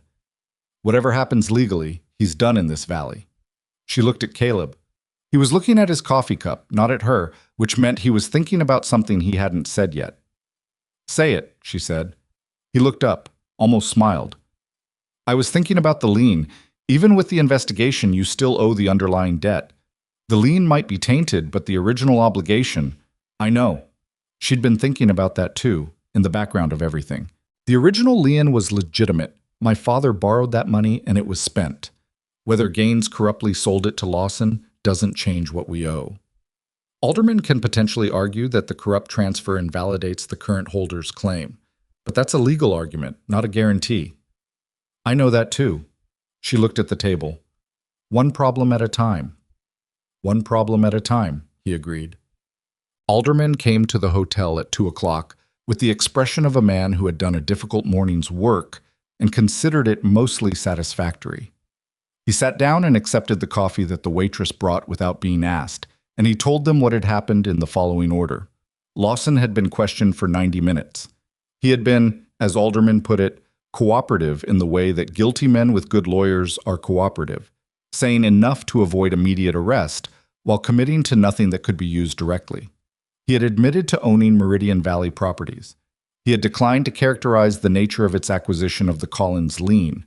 He had expressed deep concern about the conduct of Harlan Gaines and suggested that any irregularities in the transfer process were the result of Gaines acting beyond his authorized role. "He's going to give us Gaines," Caleb said. "He's going to try," Alderman said. "Whether it works depends on what Calhoun County has. If the Forsyth complaint gets reopened with these documents, and if there's a similar pattern of Lawson personally directing the arrangement," he shook his head, "it'll take time." "Is he leaving town?" Maggie asked.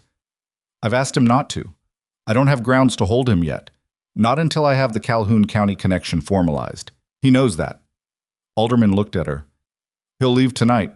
I'd be surprised if he didn't." She thought about that. About Edward Lawson riding out of Willow Creek the same way he'd ridden in, controlled, unhurried, calibrated, and going somewhere else and starting over with someone who hadn't seen him coming. "Can you stop it from happening again?" she said. "To someone else, somewhere else?" Alderman was quiet for a moment. "Not easily. Not quickly." He looked at the documents she'd laid on the table, the same stack she'd brought into his office the previous morning. "But these are good documents, and if Calhoun County moves and we can establish the pattern across 2 jurisdictions, there'll be enough to issue something that follows him." It wasn't the answer she'd wanted, but it was an honest one, and honest answers were what she'd been asking for from everyone in her life lately. "All right," she said. "Your land," Alderman said. "The Leon situation. I want to be direct with you about where things stand. Please. The investigation into the transfer gives you grounds to challenge Meridian Valley Properties' standing to call the lien.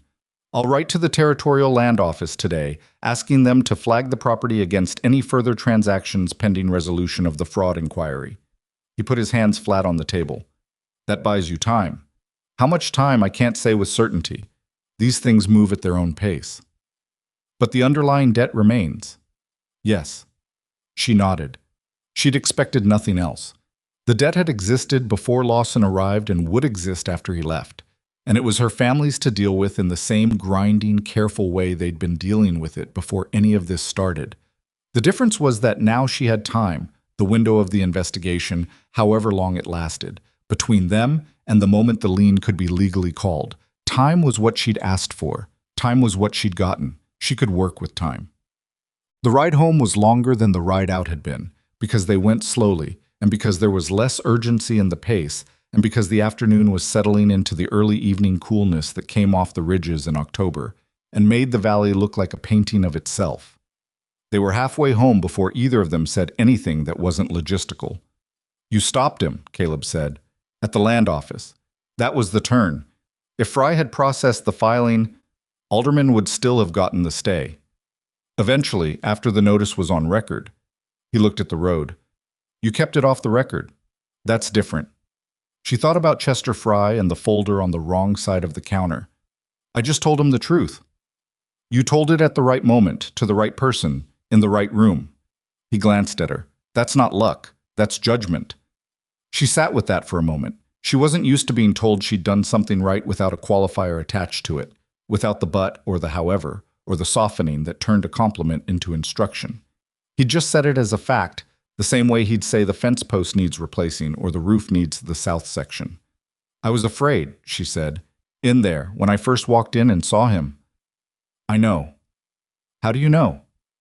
"Because I've seen you not afraid," he said. This was different. He looked at the road ahead. "You did it anyway."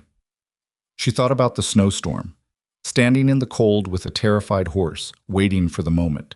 The difference between being afraid and being ruled by it. She'd said that to herself on the road to the county seat, and she'd said it when she walked through the door of the land office, and she'd said it when she met Edward Lawson's eyes and saw what was really behind them.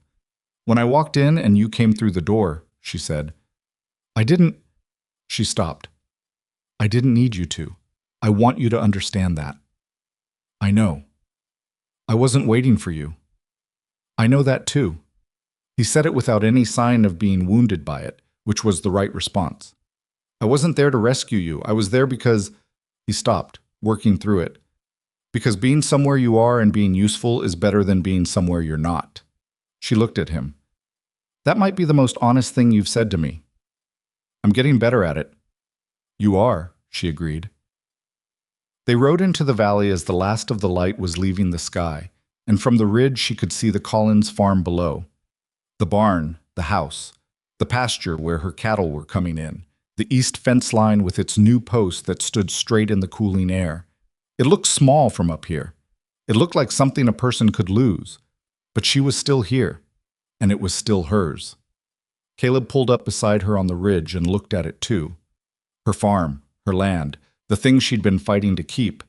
And he looked at it the same way she did, without romanticizing it, without pretending it was more than it was. Just a farm that needed work and owed money and had good water and belonged to a woman who wasn't going to give it up. Caleb, she said. Yes. You can ask me now. He looked at her. The dinner, she said. In town. Where people can see. Something moved across his face that she was starting to recognize as what he looked like when he was allowing himself to want something without immediately managing it back into something more careful. Maggie Collins, he said, would you have dinner with me at the Valley Hotel in Willow Creek on a Saturday, in public? Yes, she said. I would. He nodded once, like a man who has received information he intends to hold carefully. They rode down off the ridge toward the farm, and the lights were on in the house, which meant her father was up and had seen them coming and had lit the lamps, and she thought about Thomas Collins in his kitchen with his hands around a warm cup, and she thought about the East 40 and the lean and the long, slow work of what came next, and she thought about all of it without looking away from any of it.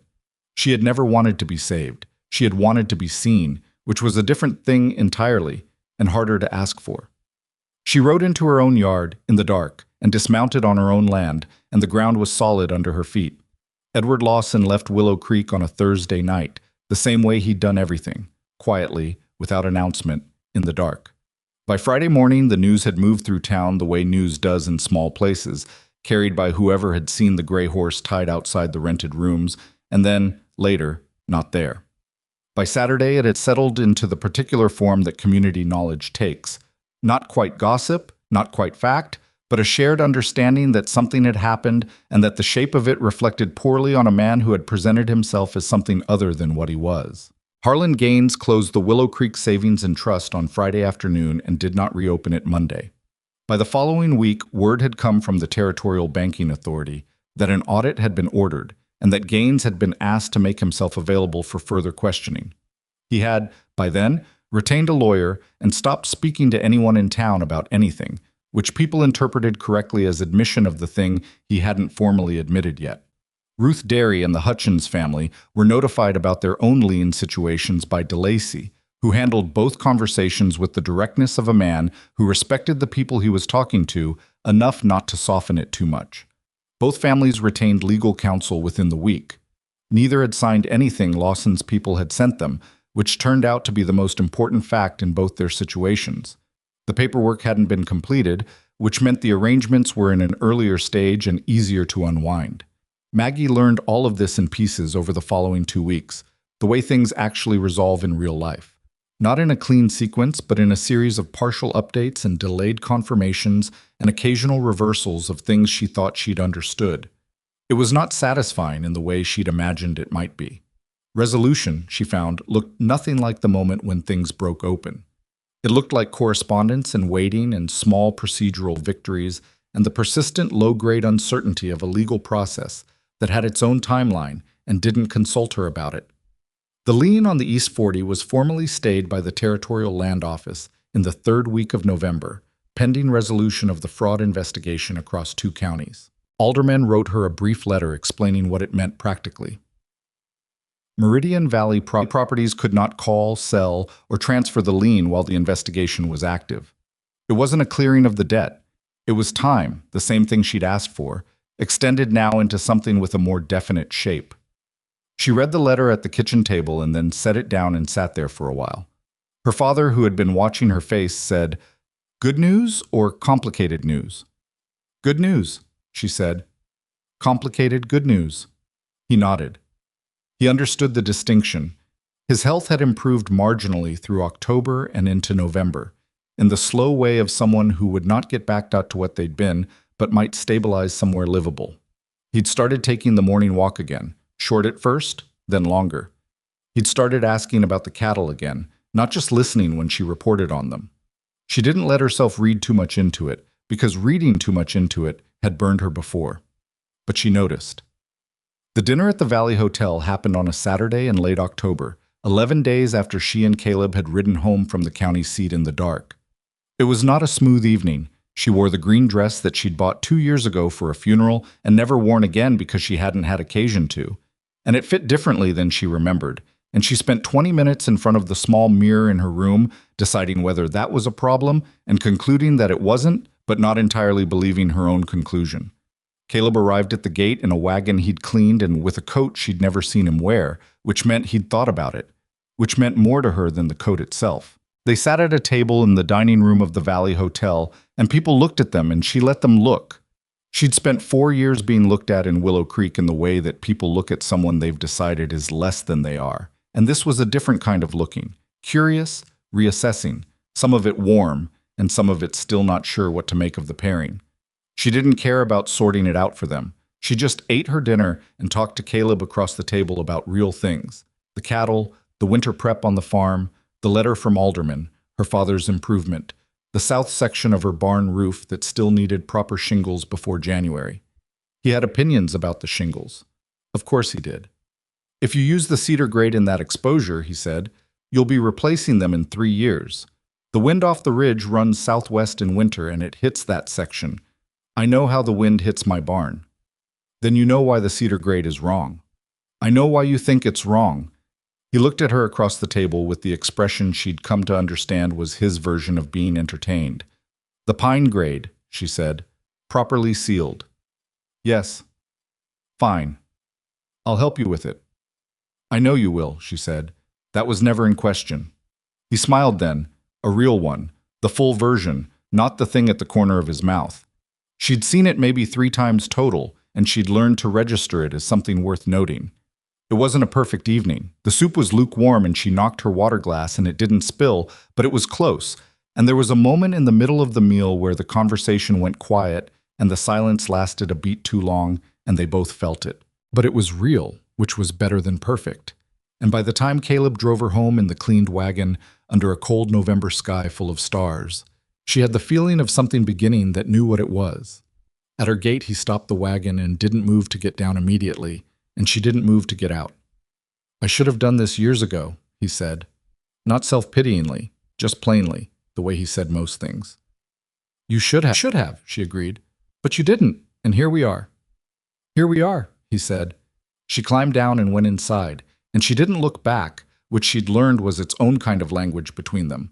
Not coldness, but the understanding that they were both people who showed up, and showing up tomorrow was the same as any declaration. He showed up the following Saturday with the right grade of pine shingles. The investigation moved into the following year, which was the nature of such things. Calhoun County formally reopened the Forsyth complaint in January, and by February the 2-county pattern was established well enough that the Territorial Attorney's Office took over coordination from Alderman. Lawson was located in the Spring and another territory entirely, where he had, with some small modification to his approach, begun operating through a different holding company name. The territorial warrants followed him. She didn't hear the outcome for months, and when she did, it came in another of Alderman's brief letters. Fraud charges in 2 counties, a civil judgment in favor of the Forsyth family. For their lost property, Lawson's various holding companies dissolved by court order. Whether he served time in any formal sense, she never fully established. The legal specifics moved through channels she didn't have direct access to, and at some point she stopped needing to know. He was done. That was the part that mattered. Harlan Gaines' situation resolved more locally and more immediately. He lost his banking license. He lost his standing in Willow Creek. He sold his house in the spring and left the county with considerably less than he'd had before, which was, in the general estimation of most people who thought about it, about what was appropriate. The lien on the East 40 was formally vacated in March, once the territorial court ruled that Meridian Valley Properties had obtained it through fraud and bribery and held no legal claim to the underlying debt. What remained was the original obligation, the money her father had borrowed in the drought year, which the territorial court ruled must be renegotiated with a legitimate lender under standard terms. She took out a proper loan from a bank in the county seat at a fixed rate with a payment schedule she'd worked through 3 times before signing. It was not comfortable. It was manageable. The difference between those two things was the entire project of the next several years. But the water rights were intact. The North 60 was intact. The creek ran clean through the Collins land the same as it always had, indifferent to everything that had tried to redirect it.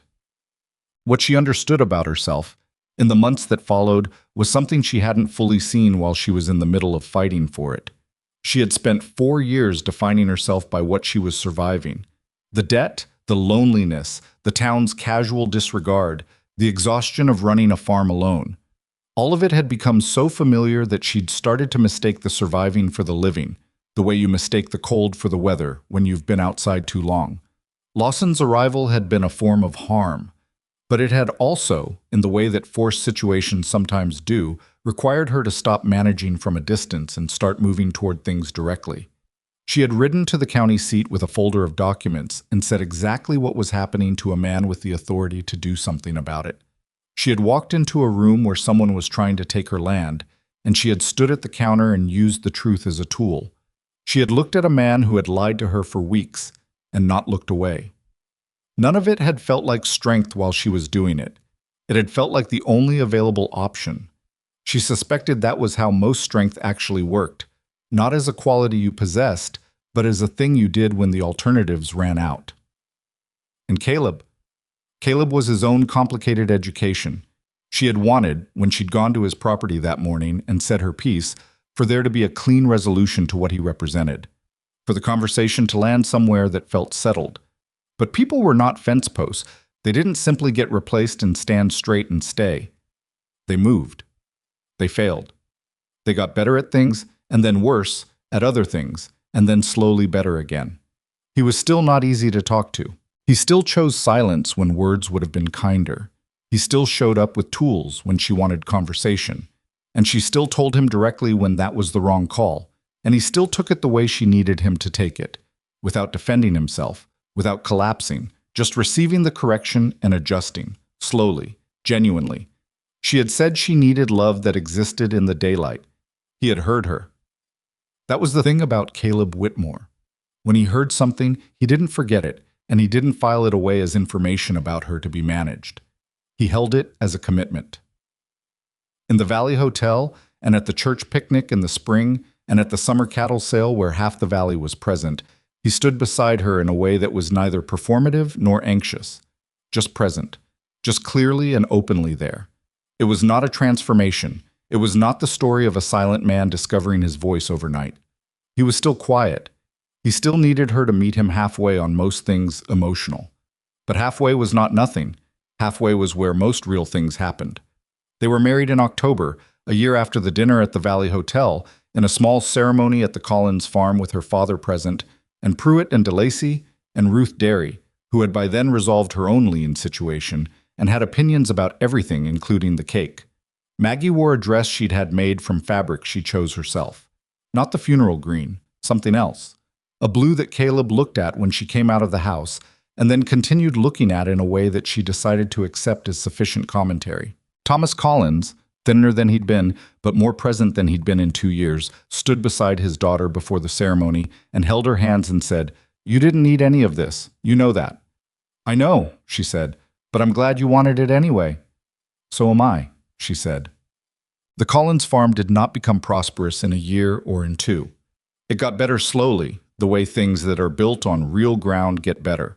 One season, one repair, one decision at a time. The cattle herd expanded modestly. The East 40, freed from the shadow of the lien, was put into a crop rotation that improved the soil and the yield over 3 years. The barn roof, properly shingled, pine grade, well sealed, held through 2 bad winters without complaint. She worked. She kept working. That was the fact of farm life, that no resolution changed. The work was always there, and the work was always yours, And that was not a tragedy, but a kind of clarity. Caleb moved his operation to the Collins property in stages, merging the two ranches in the practical way of people who understand that combination makes more sense than parallel operation. He kept some of his land under his own management and integrated the rest. They made decisions together, which was sometimes efficient and sometimes an argument and occasionally both at once. What Willow Creek made of them, over time, was something she hadn't expected and hadn't needed: respect. Not the warm, forgiving kind that comes with pity, the kind that comes when people watch someone hold ground over years and understand that the holding wasn't luck. Ruth Derry sat beside her at the county women's meeting and asked her opinion on things. Pruitt consulted Caleb on land decisions, and Caleb said, more than once, "Ask Maggie. She thinks about these things better than I do," which always surprised people and never surprised her. She thought sometimes about the woman who had crouched on Chester Hargrove's floor picking up groceries while people laughed. She did not think of her with pity. She thought of her with the particular recognition of someone who knows exactly what that felt like from the inside. The automatic reaching down, the reflex of a person who has been taught to minimize herself in public space, to clean up quietly and not make more trouble. That woman had been doing the best she could with what she had at the time. That was the honest account of it, and it was the only account worth keeping. What she would say, if someone asked her what she'd learned, and people in that valley eventually did ask, because people always eventually want to know how someone came through something difficult, is this: the things done in the dark do not count. Not really. Not in the way that matters. A man who loves you secretly has given you nothing you can hold. Help that cannot be acknowledged is half a gift at best. Whatever good you do in this world, it has to be willing to stand in the daylight, in front of whoever is watching, and be exactly what it is. Otherwise, it's just a way of feeling good about yourself while keeping yourself safe. She had wanted a love that could stand in the light.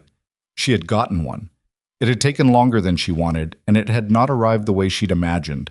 And it was not without its rough edges, and its difficult mornings, and its moments of standing in the kitchen saying the same thing a second time because it hadn't been fully heard the first. But Caleb Whitmore stood beside her in every room she walked into. He had learned to do that. She had learned to let him. And in the mornings, when the valley was still, and the light was coming up slow over the eastern ridge, and the farm was beginning its ordinary noise, he told her he loved her in the plain, straightforward way of a man who had finally stopped being afraid of what the words cost. She believed him every time.